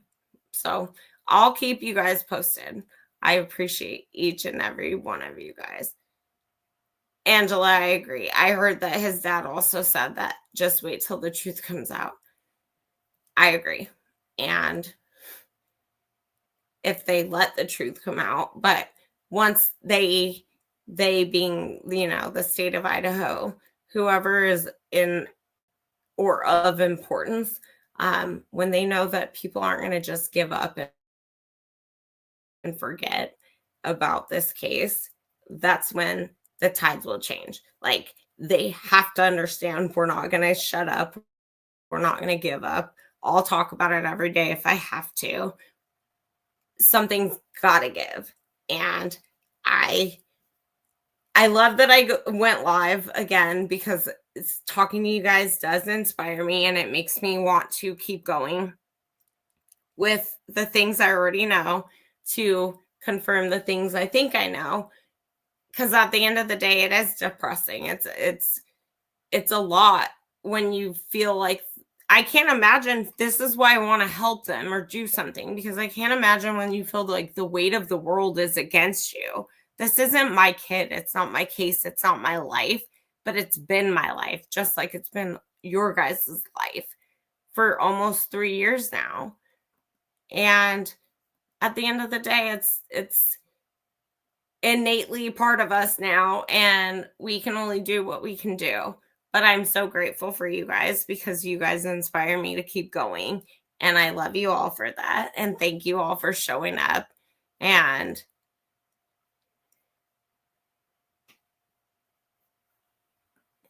well, thank you, Angela. No, I know. And I pray to God there are people. I really do. And it breaks my heart. And I know there's more good than bad in the world. We just have to all pay attention to both sides. Thank you, Red Metal. And yes, Eric. And here we will continue to expose and tell the truth.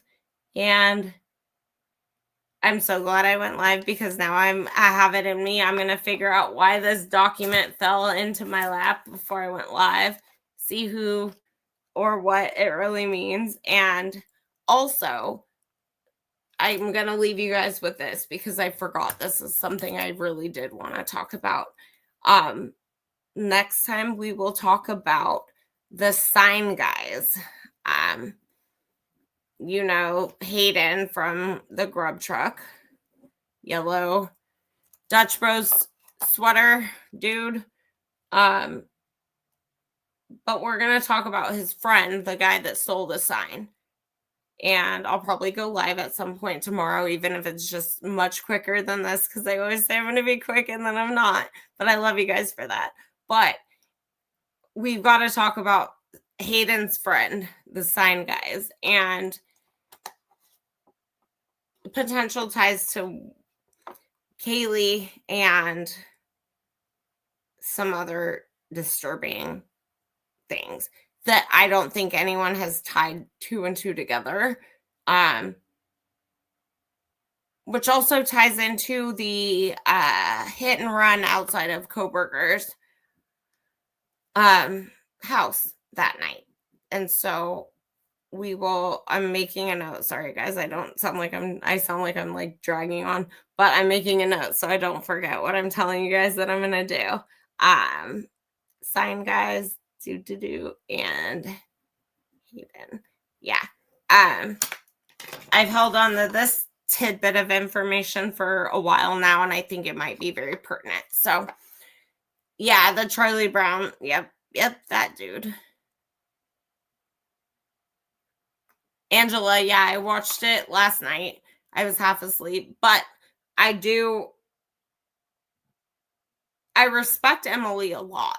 I don't know what Emily knows or doesn't know, but I definitely think that was the best interview I've seen.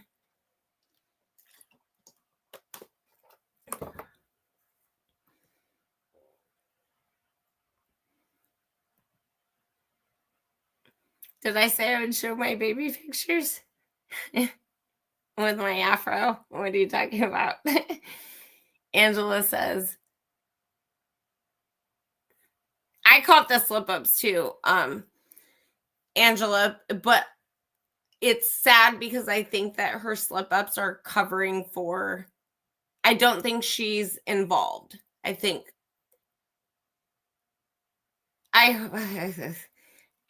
she's not involved, but I think that everybody else is.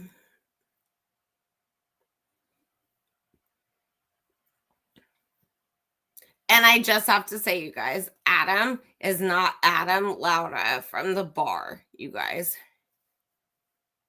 I give you a homework assignment. You guys want a homework assignment? Because I've known this for a long time too. Adam is not Adam. Go to a people search thing, one of the free ones, and Google Madison, actually, Mogan. Do people search Madison Mogan. And next time we meet, tell me what you found. And it has to do with Adam.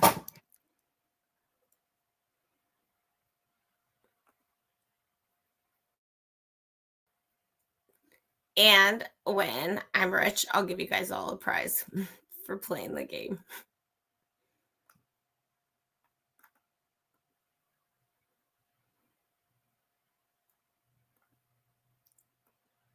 Thomas says, unfortunately, the interview statements are not sworn statements and subject to change. An example would be Dylan's statements and their lack of consistent information. Yeah. I'd also like to say that the lack of consistent policing or interview skills on behalf of Moscow PD. I mean, these cops acted like, I don't even have words. Like, they acted like a pizza place just got robbed or something. Like, they're not interviewing these kids like the worst just happened. And these kids are not acting like that. I mean, I don't know if that's shock, but I don't know. And when nobody cared where Murphy was going, that had red flags all over it for me.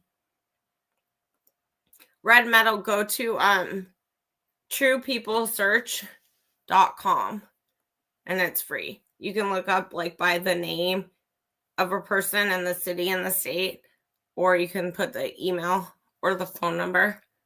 It's pretty accurate. Yeah, so I would do that. Like, there's just so much out there. And you guys, I just think I'm worried. The only thing, you guys, and I'm going to leave you guys with this, and I don't want to leave you guys with this because it's more negative than anything.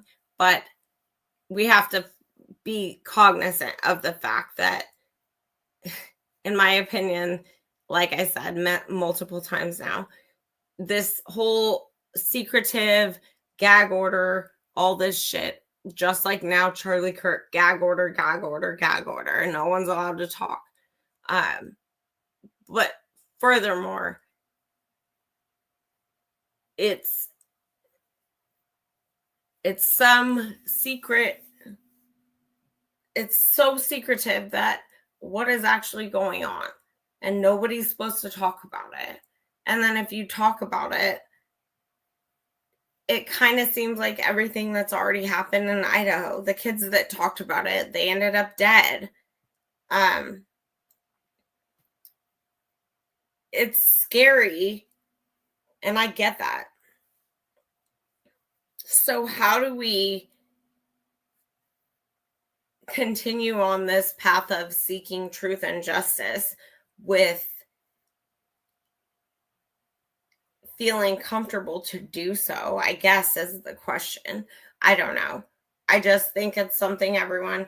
I want every single one of you who literally speaks on this case, no matter who you're saying it to, whether you have, or whether you're a creator or not, or have a platform, there is something to be said about the fact that be careful, because it's sad that I have to say that. It's sad that any of us have to take that into consideration, but there are scary things that have happened and occurred.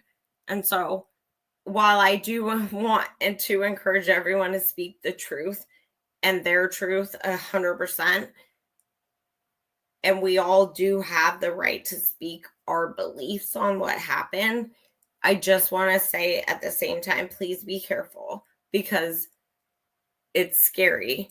And until this has all, I guess, resolved itself and the right people are put away, I don't want to be the one who encourages you guys to go, fight. I encourage anyone who's comfortable to speak their truth. At the same time, I just want you guys to be careful. Be very aware of what you say, who you say it to.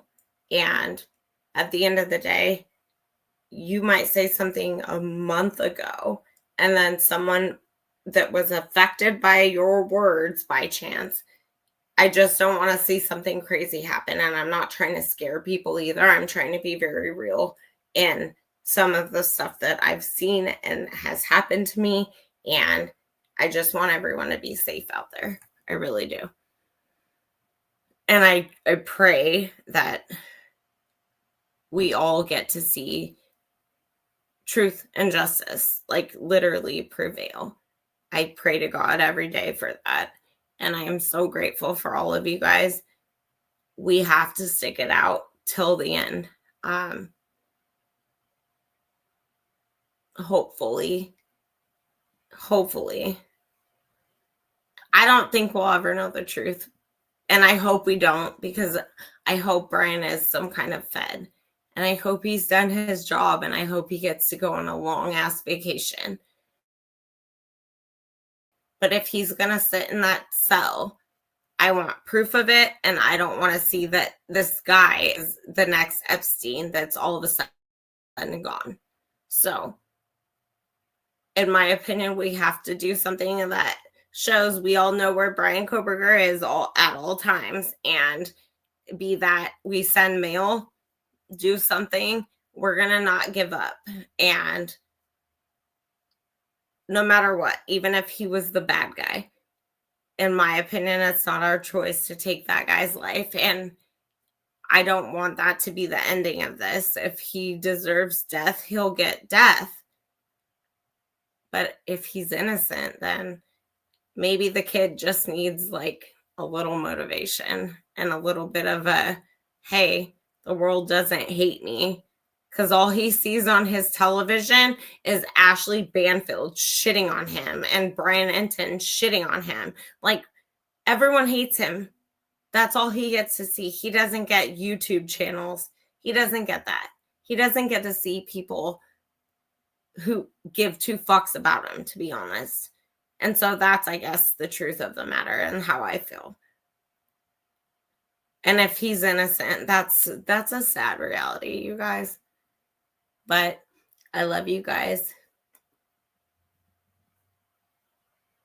Hey, you. But I love you guys. I appreciate you guys for being here. I always do this and I say I'm not going to stay here very long, and then I do, but I love you guys. And honestly, let's just be every day the best people we can be. It's not hard to be kind to other people. We don't know what people are going through unless we do. And like Brian, we do. Like his parents, we do. And I will do my best. I will research and I will try and find out the best way to go about sending, just uplifting holiday-ish cards. Merry Christmas is maybe not necessary. Like, it's not merry. I don't even like Merry Christmas cards to me. And my dad's been gone for long enough. But just the thought that someone's thinking of them is what I feel would matter. And I just don't think that when people watch this shit on the news and they see all the horror and the blame and the lies, it's sick. And so can you imagine like his family, like his mom? Like I just can't do it. And so I don't know, but I'll send her 500 cards on my own if I have to, and I'll screw up my writing or I'll type it or I'll do something.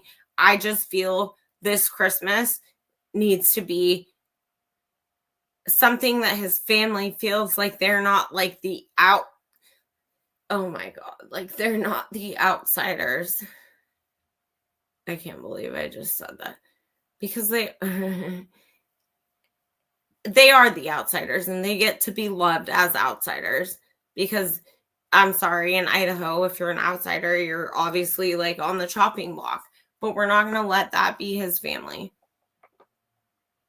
I love you guys. I appreciate you guys.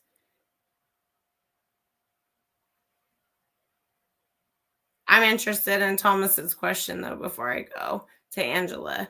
I have a hard question. After nearly 3 years and with the premise of possible collusion, don't you think if these people were interviewed again that they would have had the opportunity to align their narratives? Hence,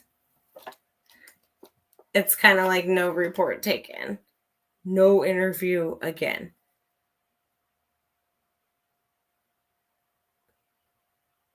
I don't think any alignment. You guys, the problem is that while I believe these two girls are heavily involved, and I'm not going to sugarcoat that for anybody, I do believe,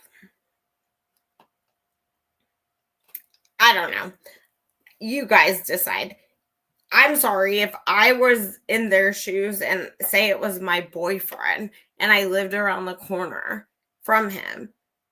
I'd be in a interrogation for 14 hours probably with the police. And these people did 30-minute, 20-minute interviews with police. How is that? I mean, that's Moscow PD protocol, I guess. Before the feds came in and said, what the fuck? I mean, and then everyone wants to blame the feds. I don't understand. And maybe the feds are, well, I don't like the feds now. I don't know what the feds are up to. All I know is before a couple months back, crime on the internet mattered, and now it doesn't matter. All that matters is a lot of other stuff that does not matter to the average American person.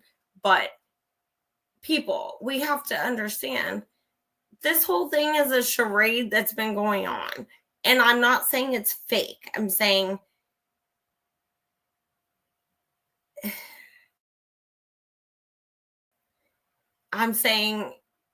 big money has backed whatever is being covered up. And I'm not saying Jack D did it. I'm saying big money covered up from the grub truck to Linda Lane to everything in between to the lies about when, who, where. None of those kids were sleeping. And we should have all known that when Kathy Mabbitt told us that she was so uncomfortable telling the truth in the matter. You could tell her interview was so uncomfortable. Everyone's told to lie. And guess what? They lie. Why? Because they've all been groomed to be that type of person. And so when I say certain things, I want to make it also clear. Some of these kids, and I say kids now lightly, they're not kids, they're grown-ass people at this point. But they've, in my opinion, many of them been groomed into a lifestyle they didn't ask for. And I have to leave it at that. But I truly, wholeheartedly believe whatever happened has ties many ways. Not just to drugs, not just to this, not just to that. I firmly believe the main component is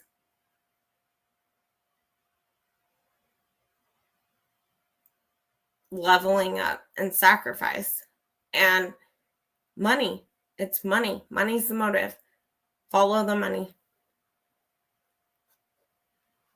And it's disgusting that people Venmoing each other at 3:30, 3:33, and that Hunter Johnson would ever make fun of his so-called best friend of a year, which no guy in America in the world emphasizes. We've been best friends for a year. And then you then at his memorial ceremony decide you're gonna talk shit about him like he's always broke. Why would Ethan be always broke? His parents were rich anyways. That's a bunch of bullshit. Anyways, that's my 2 cents for the night, you guys. I love you guys. I literally just cannot, because it makes me so sad to think about, yes, and 3:30 is witching hour or the devil's hour, even though 2 a.m. is the darkest hour. And even though the Chapins knew that this wasn't a drug relation or a love triangle, 2 days after, they had no clue who the hell, what the hell. And now they're besties with Othram Labs. Makes no sense. It's sickening to me. And I think they're best friends with Othram Labs, and you heard it here first. And I will do a video about it because I need to find where I saw that this morning. You heard it here first. I believe they're besties with Othram Labs now because now they can detect the difference in DNA between twins, let alone triplets. So, again, I will say, what were you doing with your black SUV at 428 Hunter Chapin? You parked there, you didn't go in. Is that why you didn't run to the house or run to the cops the next day when you were told your brother was laid up dead up in that house? Makes more sense if you already knew, right? Sorry, guys, but that's my interpretation of what occurred. And sadly, I think there's a very sad, horrific upbringing behind why a child would act like that, or a kid, or a college kid, whatever. They're children. In my book, they're children. And I think Ethan was blindsided And I think it's disgusting. I refuse to believe what I was told, that Ethan knew what was going to happen. I refuse to believe that. But I also believe the grub truckers, the dudes, they knew exactly what was happening. And I'm pretty sure they were, peanut butter, whatever. Everyone knew you were ordering something with something. And that would make it much easier to attack people. But none of those kids are asleep, you guys. And if anyone wants to continue to believe that lie, none of them were asleep. Ethan was first, Xana was second, Maddie, and then Kaylee. And so I'm not sure why Kaylee had the injuries she did. But again, as I stated earlier, I believe two families were the targets, and that would be Ethan and Kaylee's families. I believe both of them had injuries to the subclavicle vein or whatever. And now we know the truth about Ethan, right? Oh, yeah. And I'm sorry, I can't read it to you guys because I'll cry the whole time. But as what we were given states in terms of autopsy-ish information, and I meant to look this up and I'm going to. I need to know myself, is that purposeful or is it literal? The body parts, the way it's listed, is that intentional? Is that normal? Or is that separated for a reason, if you understand what I'm saying?